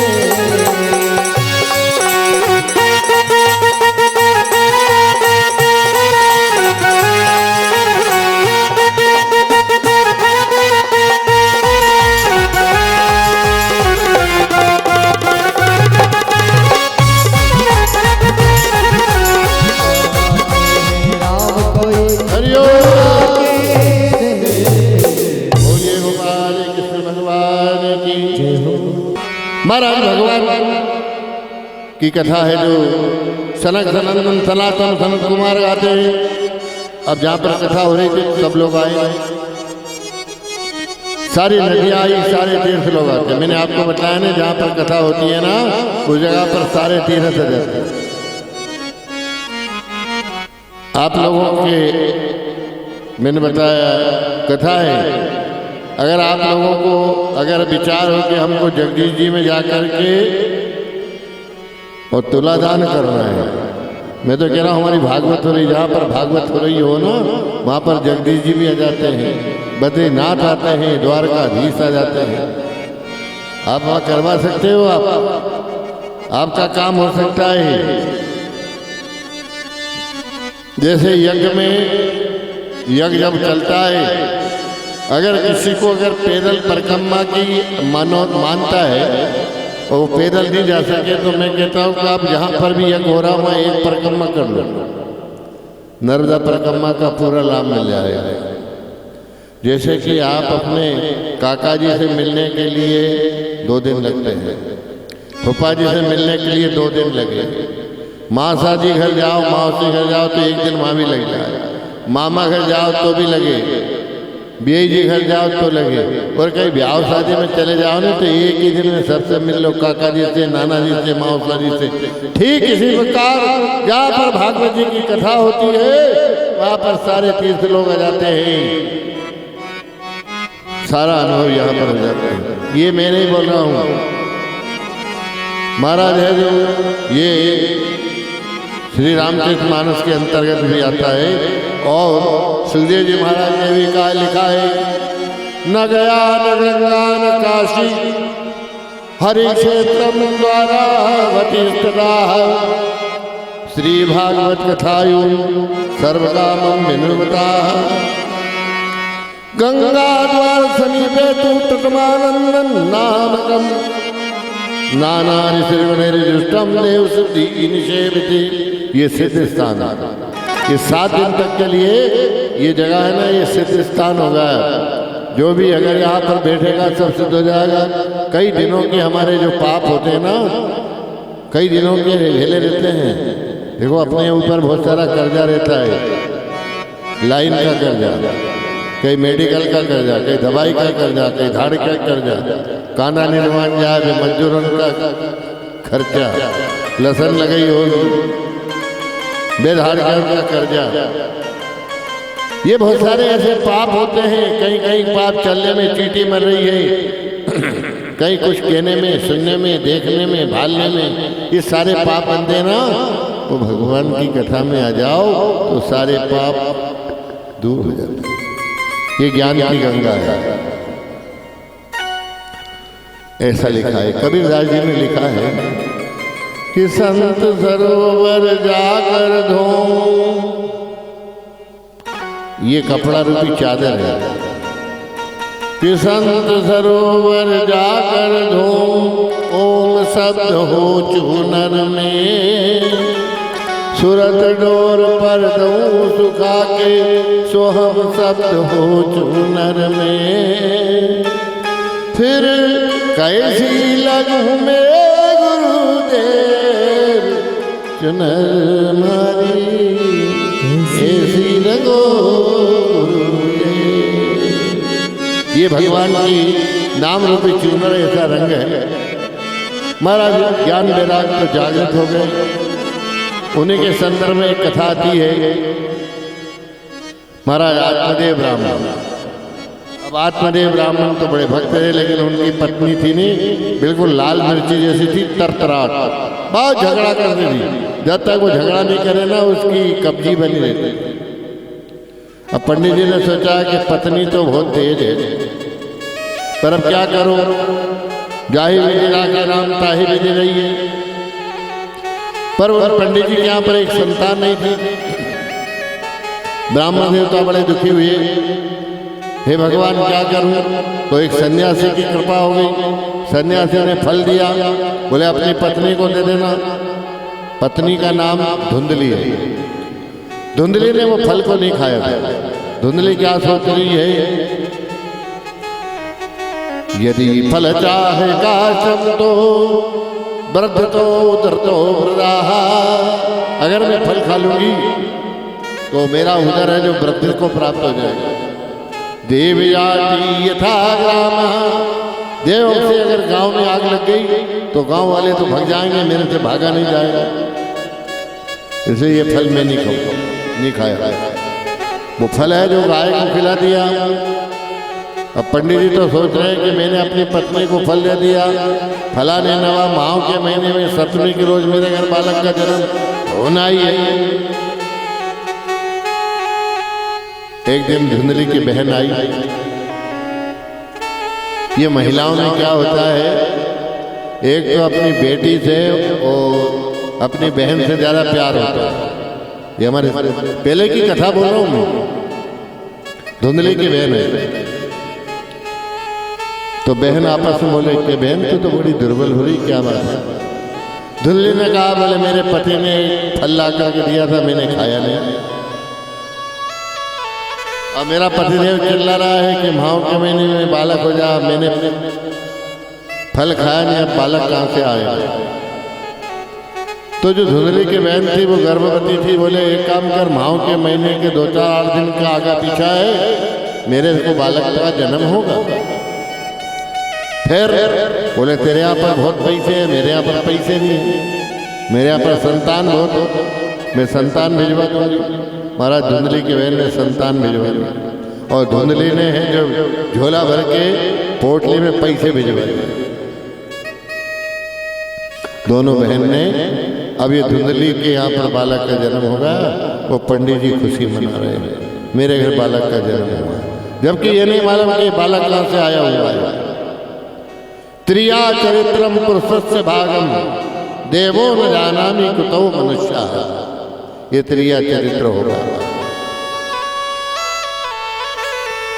ब्राह्मण देवता ने तो जन्म उत्सव मनाया, गाय को भी बालक का जन्म हुआ, उसके कान गाय के थे इसलिए उसका नाम गोकर्ण रख दिया। अब ये बालक का नाम श्यामकरण रखा तो धुंधली ने मना कर दिया, महाराज जी मैं श्यामकरण नाम नहीं धरने दूंगा। बोले क्यों? अरे जब गाय का बालक का नाम तुमने गोकर्ण रखा तो मेरा नाम आना चाहिए, थोड़ा बहुत तो मेरा बालक है। अरे भाई पंचांग में श्यामकरण बन रहा है, नहीं नहीं श्यामकरण नामकरण नहीं, मेरा नाम आए ऐसा नाम रखो। अब पंडित जी हताश हुए, ठीक है भाई, पत्नी कह रही थी इसका भी कहना मानो, तो फिर उन्होंने जाकर धुंधुकारी नाम रख दिया। उसका नाम धुंधली था, उसकी माँ का नाम, वो छोरे का नाम धुंधुकारी। अब देखो, जाको पड़े स्वभाव न छूटे जिसे, जिसका स्वभाव पड़ जाता है ना वो कभी छूटता नहीं। और नीम मीठा नहीं होता है चाहे सींचो गुड़ और घी से, स्वभाव रहता है। देखो देखो भाई सब लोग है ना, बड़ा ध्यान देना, ये भागवत की कथा नहीं, कभी कभार हम समाज की कथा भी बोल देते हैं। आप लोग सब्जी मंडी जाते हैं, अब सब्जी है वहाँ पे, सब्जी में आपको गिलकी मिलेगी, भेंडी मिलेगी, ककड़ी मिलेगी, लौकी मिलेगी, कदुआ मिलेगा, चतर फली, गंवार फली, ये सब सब्जी में आती है, सब्जी है, ध्यान देंगे आप। कभी कभार क्या होता है, आपने स्वभाव सब्जी का भी स्वाद देखा होगा, भेंडी का स्वाद अलग रहता है, गिलकी का अलग होता है, लौकी का स्वाद अलग होता है कि नहीं? गिलकी की सब्जी अलग तरह की बनेगी, भेंडी की अलग बनेगी। ठीक इसी प्रकार से अपने घर पर अगर मान लो 3 बहू है, 4 बहू है, 5 बहू है, अब एक बहू वही बेसो सुबह दूसरी को बने वो नहीं मिलेगा नहीं। जैसे सब्जी का एक जैसा स्वाद नहीं मिलेगा। जैसे गिलकी है, गिलकी की सब्जी बनाओ खाओ और तुम सोचो कि करेला की सब्जी भी बेसी लगे तो नहीं मिलेगी। अलग अलग स्वभाव होता है तो शांति बना लेना चाहिए। अपने घर के अंदर के 4 अगर कई को गड़बड़ सड़बड़ कर रहे हो है नहीं करने तो स्वभाव है, तो अपना अपना शांति बना के चलो। शांति बहुत बड़ी है। देखिए हम कथा तो कहते हैं, लेकिन कथा में आप लोगों से मेरा ये निवेदन है कि अगर ये हमारा देश अगर ये कथाओं से अगर थोड़ा बहुत सुधर जाए तो अच्छा, क्योंकि हमारा इस समय बड़ा विपरीत टाइम चल रहा है। हमारे गुरुजी बोला करते थे, कहा करते थे, आओ सब मिलाओ, सत्संग सफल बनाओ और ऐसी करनी करो जगत में ध्रुव प्रहलाद कहाओ। धर्म हमारा बिलख रहा है, पाप दिनों दिन पनप रहा है, हम में तपस्या त्याग नहीं, कुछ भी नहीं है अब तो ऐसी स्थितियां सब गड़बड़ा रही है। महाराज धुंधली का लड़का मदिरा पान कर रहा है, बड़ा जब हो।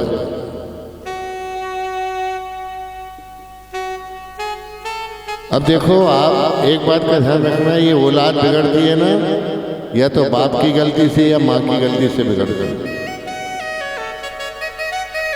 जैसे संस्कार पकड़ते हो वैसा बिगड़ते रहे। अब आजकल है जो आप लोग आपके छोरा केवल हर छोरो तो दारू पीने लग गए, उसकी कोई गलती नहीं। आपने जब जरा सा था, जब शीशी से चाय पिलाई, आप जरा सा था जब शीशी से दूध पिलाया, आपने जब जरा सा था शीशी की दवा पिलाई, जब कहीं जाते थे शीशी का पानी पिलाया, शीशी से ये पिलाया, शीशी से वो पिलाया, तो बड़ा होगा जब वो शीशी की तो दुकान देखेगा कि वे शीशियों कहाँ मिल रही है, जब अपार शीशी देखेगी वहीं जाकर खड़ा हो जाएगा। ये बोतल ही बोतल में उसका दिमाग भसा हुआ था। अगर आप भगवान के भजन करते, कीर्तन करते, मंदिर में ले जाते, सत्संग में ले जाते, भागवत की कथा में ले जाते, तो आपका लड़का भी ये भगवान का भक्त बन जाता। महाराज धुंधकारी ऐसा पापी बन गया और पाप आचरण करते हुए अनेक प्रकार के दुखों का अनमोल भाव प्राप्त हो गया। एक दिन क्या हुआ कि आत्मदेव ब्राह्मण ने देखा कि लड़का तो बिगड़ता जा रहा है, तो बाप है जो जंगल में जाकर भगवान की भक्ति करने लग गया। अब बाप चला गया तो माँ रह गई। अब पैसे कमाने वाले कोई नहीं, खर्च करने वाला अकेला। एक दिन पूरा पैसा खर्च हो गया। देखिए धुंधली ने पैसे से धुंधकारी को खरीदा था। भगवान भी देखते हैं कि जब कोई भी आदमी, तेरे पास इतने पैसे हैं, देखो पैसे से अब तू कहाँ तक पुराएगी इस लड़के को पैसे। आज वो धुंधकारी कहता है माँ मेरे को सवेरे 1000 रुपये चाहिए और अगर नहीं दिया तो तेरी टेढ़ी दबा दूंगा।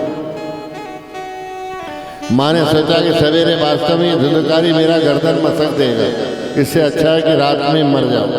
ये बड़ा पत्थर बांधा और धुंधकारी कुएं में गिर करके मर गया। जब धुंधली है जो कुएं में गिरकर मर जाती है, सवेरे लोगों ने कहा तेरी माँ मर गई रे, तो धुंधकारी हंसने लगा, बहुत अच्छा रहा, उससे क्या नाता? कोई नाता नहीं था। गांव वालों ने निकाला, उसके दाह संस्कार किए। अब धुंधकारी ने अपने घर पर बेश्याओं को ले आया, चोरी करने लगा। एक रोज बेश्याओं ने सोचा कि अगर अपन पकड़ा गए तो अपने को भी जेल होगी, तो धुंधकारी को भी मार डाला। गांव घर के अंदर है जो गाड़ दिया, और सब जितनी भी बेश्याएं थे आए, सबने अपना अपना माल बांट करके अपने अपने घर पर चले गए।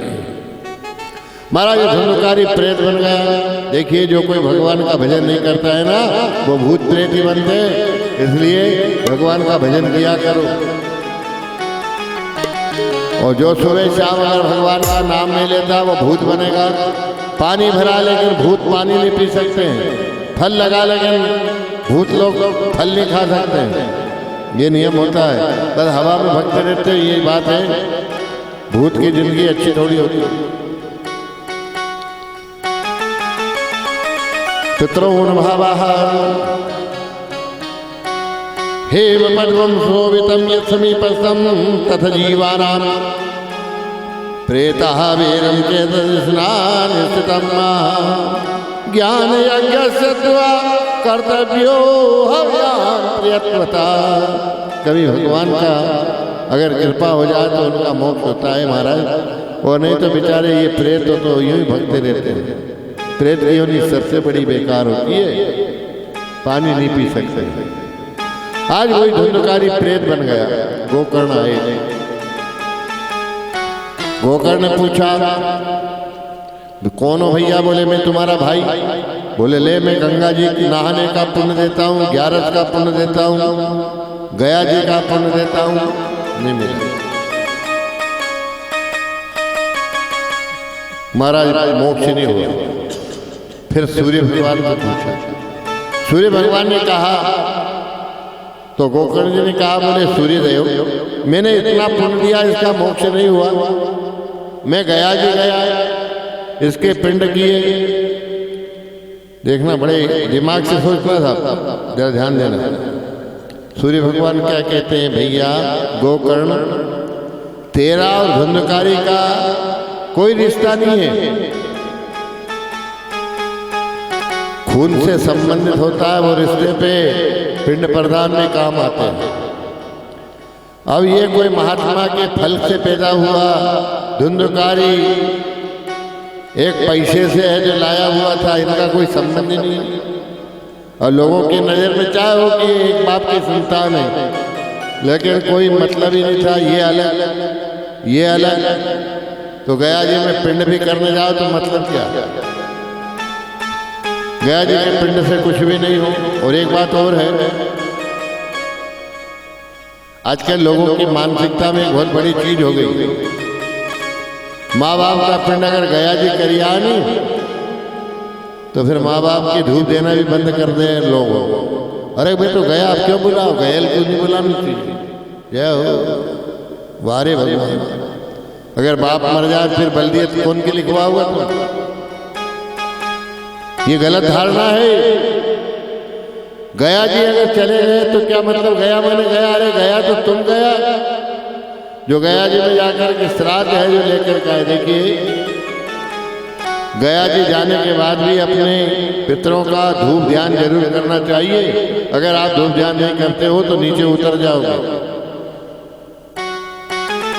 अच्छा ठीक है, आपकी बहन बेटी है, किसी राखी के ऊपर आपने 500 की जगह 1000 की साड़ी दे दी तो छुट्टी हो गई, फिर नहीं देगा कभी भी। अरे दूसरे साल में राखी में फिर आएगी, वो तो काम चलेगा। और तुम अगर कह दोगे कि हमने तो पर की साल 1000 की धोती दे दी भाई, अब नहीं दे, तो क्या वो तुमसे खुश होगी कि नाराज होगी? ये बताओ।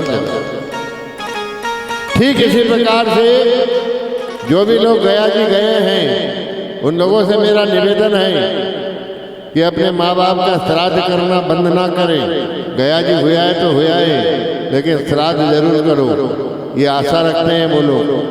केवल 12 महीने में 15 दिन के लिए आपके घर आ जाते हैं वो पूनम के रोज, और वहाँ पर तुमने अगर धूप ध्यान नहीं की ना तो तुम लोगों को श्राप दे करके जाते हैं वो लोग। इसलिए आप लोगों से मेरा हाथ जोड़ के निवेदन है, अपने माँ बाप का श्राद्ध जरूर करें।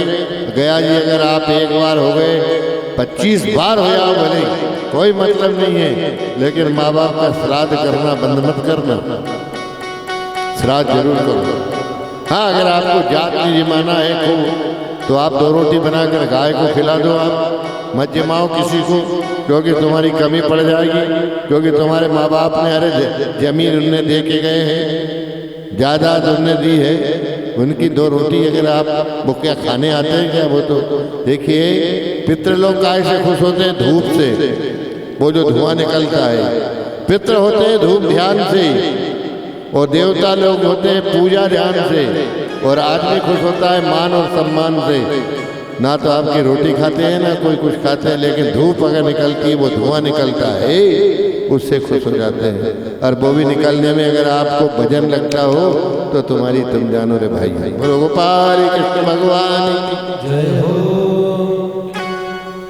महाराज इसके बाद कथा आती है भगवान के सुंदर सत्संग की।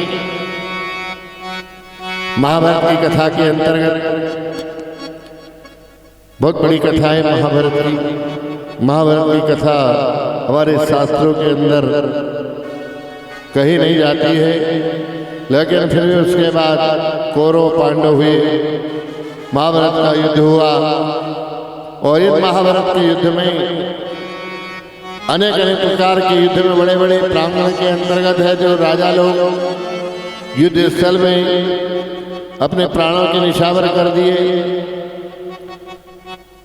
अब 5 पांडव बचे। महाभारत का युद्ध 18 दिन में पूरा हो जाता है। जब युद्ध पूरा हुआ, भगवान कृष्ण है जो श्री भगवान कृष्णचंद्र भगवान है, जब जाने लगे तो अपने भुआ जी से पूछा उन्होंने। महाभारत का युद्ध हुआ, पूछा था कृष्ण विधाता ने, भगवान मुझको दुख चाहिए मांगा था कुंती माता ने। हो अगर दुख मिलेगा तो तेरे दर्शन मिलेंगे। महाराज अगर तुम्हारा हमको दुख मिलेगा तो आपके दर्शन होते रहेंगे। दुख बहुत अच्छी चीज होती है। कबीरदास जी ने लिखा है कि सुख के माथे सिल पड़ी तो नाम हो बिसरा जाए। जब सुख रहता है ना तब कोई भी भगवान का भजन नहीं करता। सुख के माथे सिल पड़ी तो नाम हो बिसरा जाए। अरे बलिहारी बा दुख की जो पल पल नाम रटाए। दुख एक ऐसी चीज है, दुख से घबराओ नहीं मेरे साथी, दुख तो ये जीवन का। दुख बहुत अच्छी चीज होती है। अगर भूख अगर नहीं लगे तो भोजन का मजा आता है क्या? जरा बताओ। जब भूख अच्छी लगेगी तो भोजन का आनंद आएगा, प्यास लगेगी तो पानी का मजा आएगा, और जब दुख होगा तो सुख का अनुभव होगा। तो परम प्रभु परमात्मा से यही निवेदन है, सभी लोगों को सुखीमय रखें, सब लोगों को बड़े आनंदित रखें। ये भागवत की कथा के अंतर्गत कुंती माता से मिलकर के वो भगवान कृष्ण द्वारकापुरी चले जाते। बहुत दिन हो गए साहब। दुर्योधन युधिष्ठिर महाराज ने अर्जुन को भेजा, बोले भैया द्वारकापुरी जाओ ना, बहुत दिन हो गए, श्याम सुंदर गोविंद से का समाचार लाओ, अगर आए तो लिया ना। अर्जुन जाते हैं महाराज द्वारकापुरी के अंतर्गत। देखिए जब आदमी की बुद्धि खराब होती है ना, सब उल्टे उल्टे काम होते हैं। जाको प्रभु दारुण दुख देई, ताकि मती पहले हर ले। जहाँ सुमति जहाँ संपत्ति नाना, जहाँ कुमति तहाँ विपत्ति राना। घर में अगर शांति चाहिए ना तो लड़ाई मत करो, बड़ाई करो, कमी मत देखो। अगर आपने कमी देखना चालू कर दिया तो लड़ाई हो जाएगी। लड़ाई मत करो, बड़ाई करो। अगर आपकी बहू ने धुंधेली चाय बना दी तो पी जाओ। देखो सब, अरे उससे ऐसा बोलो कि अरे वाह क्या चाय बनाई है, अच्छी तो हमारा बाप दादा ने नहीं पी, तुम्हारे बाप दादा ने कभी धुंधेली थोड़ी पी है, अच्छी पी। अगर देर से वो बहुत चाय पिएगी, जब समझ पड़ जाएगी करे मेरी गलती रही, तो वो हाथ जोड़ती हुई तुम्हारे पास आ जाएगी, बोले आज की चाय बिगड़ गई। लेकिन तुम तो वहाँ जो देर कहाँ भैया, लड़ने लग जाओगे, ऐसी चाय बनी ऐसा। तो मेरा कहने का मतलब है, अगर आपको गृहस्थ जीवन में अगर रहना है तो ये भागवत कथा में आप आए हो, लड़ाई करना बंद करो और बड़ाई करना चालू कर दो। अगर आपने बड़ाई करना चालू कर दी तो आपके घर पर कोई कमी नहीं रहेगी, ना तो आपके घर रोग आएगा, ना कोई पीड़ा आएगी, और ना कभी पैसे आपके घर खत्म होंगे। और आपने अगर जरा सी बात में टुट टुट टुट टुट टुट टुट टुट लड़ाई चालू कर दी तो पैसे भी समाप्त, आपको कई तरह की बीमारी हो जाएगी, कहीं नहीं तो शुगर ही हो जाएगी, हार्ट की बीमारी हो सकती है, लगाए जाओ पैसे। इन सारी बीमारियों को दूर करने के लिए प्रसन्न रहो, भगवान के नाम को भजन करते रहो, और आनंद ही आनंद है जो बरसता रहे, यही हमारी शुभकामनाएं। महाराज सुंदर भाव को लेकर के अर्जुन जाते हैं। समय जब पूरा हुआ तो भगवान, देखिए एक बात और बताऊंगा आपको, बदला तो सबको देना पड़ता है। अगर आज आपने किसी का दिल दुखाया तो कल है जो वो आपको है जो परेशान कर देंगे। इसलिए किसी को ऐसा बोलो कि सामने वाले को तकलीफ ना हो, ऐसा अगर बोलोगे तो बड़ा आनंद रहेगा। अच्छी वाणी ऐसी बोलिए मन का पाक होए, और उनको शीतल करे तो आप भी शीतल हो। इसलिए आप लोगों से निवेदन है, अच्छा बोलो, गुस्से में नहीं बोलो। अरे नहीं चाहिए दिल दुखाना किसी का नहीं चाहिए दिल, दुखाना किसी का सदा रहा है, ओ सदा ना रहेगा। ओ जमाना किसी का नहीं चाहिए दिल, दुखाना किसी ओ नहीं चाहिए दुखाना किसी का। सदा ना रहा है, सदा ना रहेगा। जमाना किसी का नहीं चाहिए दुखाना किसी का नहीं चाहिए दुखाना किसी का। आएगा बुढ़ापा तो जाना पड़ेगा, आएगा बुढ़ापा तो जाना पड़ेगा। सर तुझको आखिर झुकाना पड़ेगा। ओ सर तुझको आखिर झुकाना पड़ेगा। ओ बहाना चलेगा, बहाना चलेगा, बहाना किसी का नहीं चाहिए, ना किसी का नहीं चाहिए दुखाना किसी का।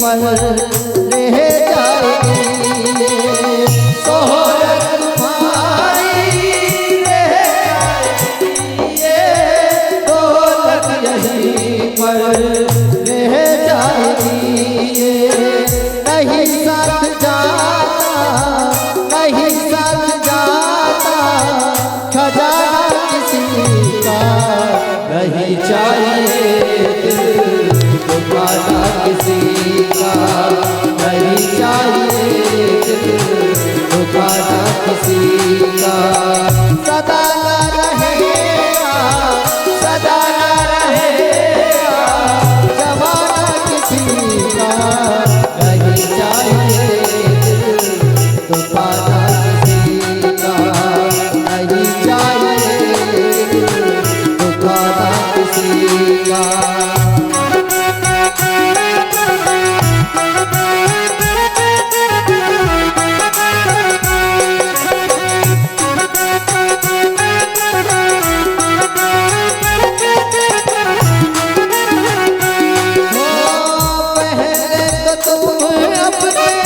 आपको संभालो कभी ना बुराई तुम औरों में निकालो आपको संभालो कभी ना बुराई तुम औरों में निकालो बुरा है बुरा जग में बुरा है बुरा जग में बताना किसी का नहीं चाहिए दुखाना किसी का नहीं चाहिए दुखाना किसी का सदा ना रहा है सदा ना रहेगा जमाना किसी का नहीं चाहिए दुखाना किसी का नहीं चाहिए दुखाना देखिए बदला तो भगवान को भी देना पड़ेगा। जैसे आज आप किसी को ललकार रहे हो, किसी से झगड़ा कर रहे हो, किसी को मार रहे हो, ध्यान देना किसी को वो तुम्हारे ऊपर हावी हो। भगवान को भी बदला देना पड़ा सज्जनों। राम जी महाराज ने जब बाली को धोखे से बाण मारा, आज भगवान कृष्ण को लेने के लिए जब ऊपर से विमान आया तो भगवान एक पीपल के झाड़ के नीचे बैठे हुए थे आराम से। इतने में एक बहेलिया आया और बहेलिया ने उठाकर जो तीर मारा तो भगवान के पैर के ऊपर लग गया। अब वो बहेलिया आया, वो कांप रहा है, कहीं द्वारकाधीश मेरे से बड़ी गलती होगी। भगवान ने कहा ना भैया ना घबराओ ना, अरे भैया बदला देना पड़ता है। अगले जन्म में तू बाली था और मैं राम के अवतार में था जब मैंने तेरे को बाण मारा, और इस जन्म में तूने मेरे से बदला लिया था, तो बदला है। आज तुम किसी के साथ कुछ करोगे तो कल आपके साथ करोगे, ठीक है ना? तो इसलिए ये सब बदला होता है। अब भगवान को बाण लग गया महाराज, पाँव की ये पगथेली है ना, ये भगवान की कमजोर, भगवान के पैर, भगवान का पूरा शरीर बहुत प्रिय था। एक बार क्या हुआ, दुर्वासा जी महाराज, एक गुड़ कथा सुनेंगे 2 मिनट। दुर्वासा महाराज द्वारकापुरी आए, कोई हमको मेहमान रख लो, कोई हमको मेहमान रख लो। भगवान कृष्ण कह रहे दुर्वासा जी आए मेहमान के लिए, बुलाओ, स्वागत सत्कार।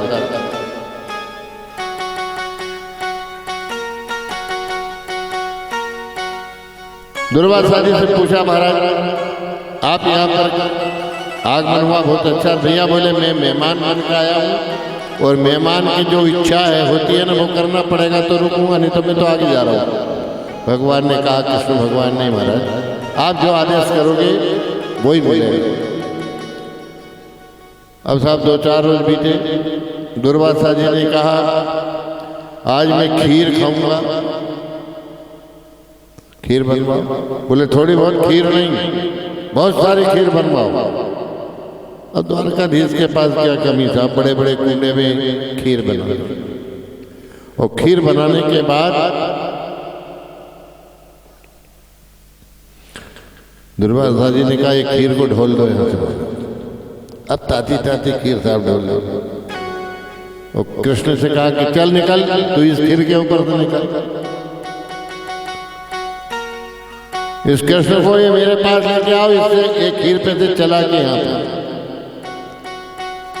देखो पत्नी को दया आ जाती है पति को देख कर। रुक्मणी जी ने सोचा कि हमारे भगवान कृष्ण ये गरम गरम खीर पे से जाएंगे तो पाँव जल जाएगा, छाले आ जाएगा। तो रुक्मणी जी ने क्या किया, महाराज भगवान के ये पैर में मोटा मोटा कपड़ा बांध दिया, मोजा टाइप, जैसे आजकल मोजा पहनते हैं, ऐसा मोटा कपड़ा पहन दिया ताकि इसके ऊपर से निकल जाए, भगवान को छाले ले दिया। अब निकाल के वो जैसे दुर्वासा जी के कमरे में पहुंचे तो पाँव के मोजे कपड़े खोलने लगे। दुर्वासा जी ने कहा कि ये मोजा, ये पाँव, ये कौन ने बांधा है? बोले रुक्मणी जी ने। तो दुर्वासा जी ने कहा रुक्मणी को द्वारका से बाहर निकाल दो। कभी आप द्वारका जी जाओ तो देखना, द्वारका जी में रुक्मणी का मंदिर बाहर है। जो कोई अगर द्वारका गया हो उसको मालूम होगा, द्वारका जी में रुक्मणी जी का मंदिर बाहर है। 16,108 रानी में से भगवान कृष्ण ने रुक्मणी जी को द्वारका से बाहर है जो रुक्मणी जी का मंदिर बनवाया। आज भी रुक्मणी मंदिर वहां पर, यही कारण। बड़े बड़े ऋषियों ने पूछा दुर्वासा जी से, बोले महाराज तुमने रुक्मणी को बाहर करना ये क्यों किया ऐसा काम? दुर्वासा जी कहते हैं मैं ये कृष्ण को अमर बनाना चाहता था, ये अमर रहता था, लेकिन ये मूर्ख ये रुक्मणी ने इसके पैर को कच्चा रख दिया, और ये पैर जब कच्चा है तो एक भील बाण मारेगा और भगवान कृष्ण परम धाम को चले जाएंगे। महाराज कई कथाएं रहती हैं।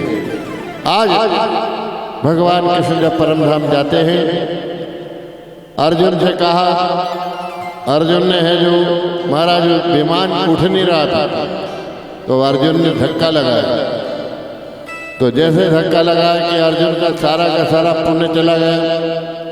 जब अर्जुन का पुण्य बल चला गया, जब वापस आ रहे थे तो वही बात है, समय बड़ा बलवान है नहीं पुरुष बलवान, और भीलों ने लूटी यादव नारियां, वही अर्जुन वही बाण। अब इसके बाद है जो अर्जुन अपने हस्तिनापुर पहुंचता है। हस्तिनापुर पहुंचा तो वहां पर जो देखा मुंह लटका हुआ था। महाराज युधिष्ठिर ने देखा कि भगवान परमधाम चले गए, तो पांचों भाई द्रौपदी की सीत ये भी हिमालय पर्वत में गलने के लिए चले गए। राजा परीक्षित को राज तिलक दे दिया। राजा परीक्षित का विवाह होगा, एक जन्मेजय नामक पुत्र हुआ उनके यहाँ, जन्मेजय। एक रोज क्या हुआ, राजा परीक्षित महाराज शिकार करने के लिए गए, तो वहां पर कलयुग महाराज मिल गए। वो गाय को मार रहे थे। जब कलयुग आता है ना, तब गाय का अपमान होता है। गौ का, ब्राह्मण का, मंदिर में देवताओं का और संत का अपमान, ये कलयुग आने की पहचान है। इस समय संतों का भी कोई सम्मान नहीं है, भगवान का भी कोई सम्मान नहीं है, गौ माता का भी कोई सम्मान नहीं है। ये सब सम्मान हट गया। नहीं तो भगवान अवतार लेते तो कौन के लिए लेते हैं? बेप्रधेन सुर संत हिता लेन मनुज अवतार। महाराज इनके लिए अवतार लेते हैं, लेकिन जब कलयुग आ जाता है तो इनका ही सम्मान नष्ट हो जाता है। राजा परीक्षित ने कलयुग महाराज से पूछा है, ये गाय को क्यों मार रहे हो? क्या नाम है तेरा? बोले महाराज मेरा नाम कलयुग है। कलयुग का नाम सुना तो भैया राजा परीक्षित को और गुस्सा आया और दौड़ पड़े। राजा कलयुग ने कहा, राजा ये मेरा समय, अब तुमको बुरा लग रहा है? देखो पहले सतयुग आता है, फिर त्रेता, फिर द्वापर, में कलयुग। मेरे बड़ाई बहुत है, ऐसी बात नहीं कि मेरे में कमी नहीं। बोले तेरे में क्या अच्छाई है? बोले सतयुग में हजारों वर्ष तपस्या करो तब मोक्ष होए, और त्रेता युग में यज्ञ करो तो मोक्ष होए, और द्वापर युग में पूजन करो तो मोक्ष होए, और कलयुग में तो कलियुग केवल, ओ कलियुग केवल नाम आधारा। श्री राम जय राम, जय जय राम। ओ कलियुग केवल नाम आधारा। श्री राम जय राम, जय जय राम। ओ कलियुग केवल, कलियुग केवल नाम आधारा। तुम्हारे उतर पारा। श्री राम जय राम, जय जय राम। ये कलयुग में भगवान का भजन करे और क्या है तेरे में चाहिए? बोले सतयुग में एक पाप करे पूरा देश का भोगे, त्रेतायुग में एक पाप करे तो पूरा गांव भर का, और द्वापर में एक पाप करे तो कुटुंब, और मेरे राज में बाप करे तो बाप भोगेगा बेटा। और कलयुग में एक विशेषता और है, ओ कलयुग में कि मनसा पुण्य हो ही नहीं पापा। मेरे राज में मनसा पुण्य हो जाता है, पाप नहीं होता। महाराज इसके बाद तो राजा ने कहा, जहाँ पर जुआ होती है ना वहाँ पर तुम्हारा बात, जहाँ मदरा होती, जहाँ वेश्यालय। और एक बात बड़ी ध्यान से सुनना था। राजा ने कहा और कलयुग ने कहा, बोले तुमने ये सब अच्छी चीज नहीं दी है, कार्य तो अच्छी चीज दे दो। तो राजा परीक्षित का, अच्छा सुनने में भी तुम्हारा बात, ये जो सुनना होता है ना, ये सुनने में भी बात। अब आप लोग सोने को बहुत अच्छा समझ रहे हो, लेकिन सोने में कलयुग का बात रहता है। आप सोने का हार पहन करके भोपाल चल जाओ, या कहीं सिटे में चल जाओ तो वो जो लुटेरे लोग चोर उनकी नजर कहाँ रहेगी, हार पे रहेगी नहीं सुनना चाहता, कब तान तुक लगे तोड़ो ले जाओ।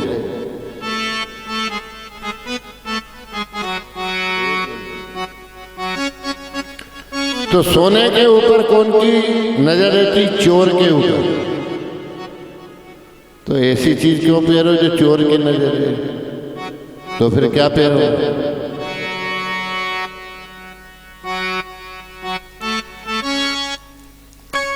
तुलसी की पहनो, तुलसी की। हार पहनना, माला पहनना तो तुलसी का पहनो। ये कौन की नजर रहेगी इसके ऊपर, ये सोने का अगर हार पहनोगे तो नजर रहेगी चोर की, और तुलसी की अगर माला पहनी तो नजर रहेगी नंद किशोर की, वो परमात्मा की नजर रहेगी, भगवान की नजर रहेगी। भगवान समझेगा कि ये मेरा भक्त है। महाराज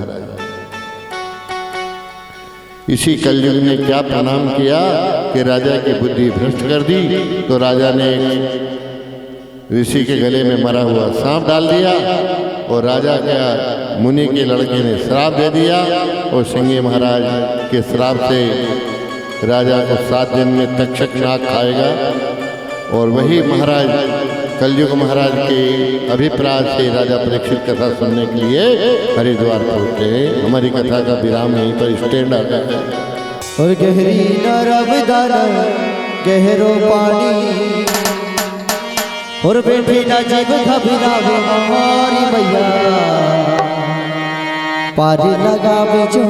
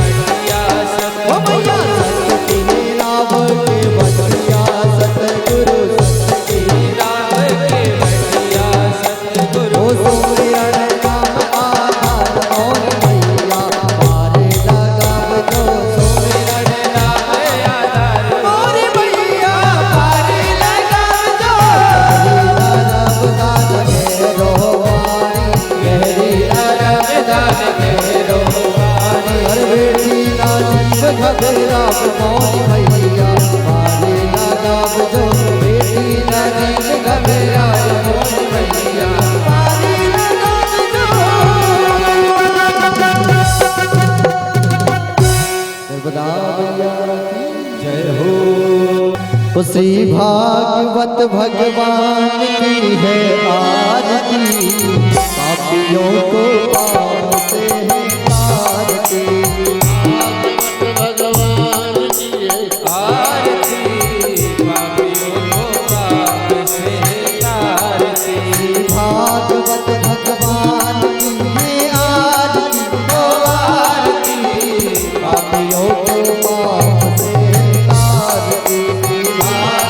भगवान की है आरती पापियों को पाप से तारती। ये अमर ग्रंथ ये मुक्ति पंथ ये पंचम वेद निराला, सब जो जगाने वाला।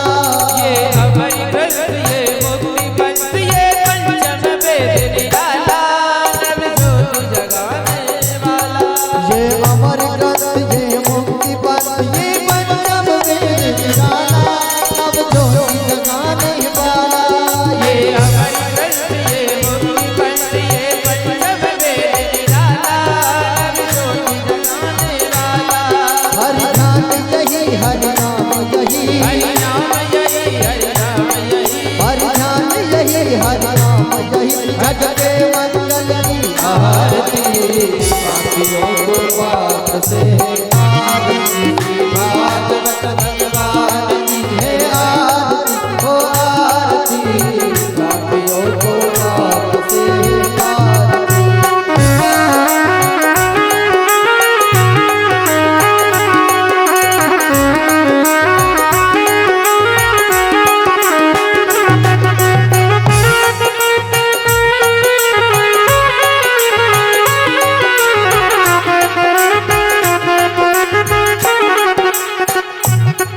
ये शांति गीत पावन पुनीत पावन मिटाने वाला, हर दर्श कराने वाला। ये शांति गीत पावन पुनीत पापों को मिटाने वाला, हरि दर्श कराने वाला। ये शांति गीत पावन पुनीत पावन मिटाने वाला, हर दर्श कराने वाला। ये शांति गीत पावन पुनीत पापों को मिटाने वाला, हरि दर्श कराने वाला। ये सुख करनी ये दुख हरनी, सुख करनी ये दुख हरनी। ये सुख करनी ये दुख हरनी, श्री मधुसूदन की आरती, पापियों को पाप से आरती। भागवत भगवान की है आरती, ओ आरती, पापियों को पाप से आरती।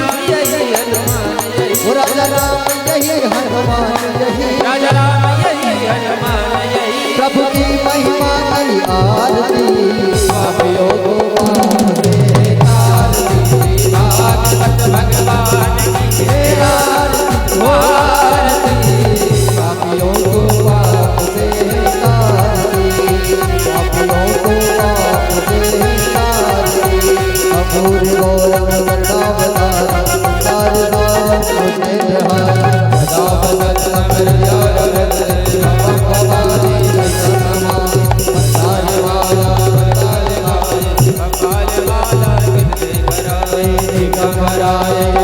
नमः शिवाय नमः शिवाय हरे रामा राम राम हरे हरे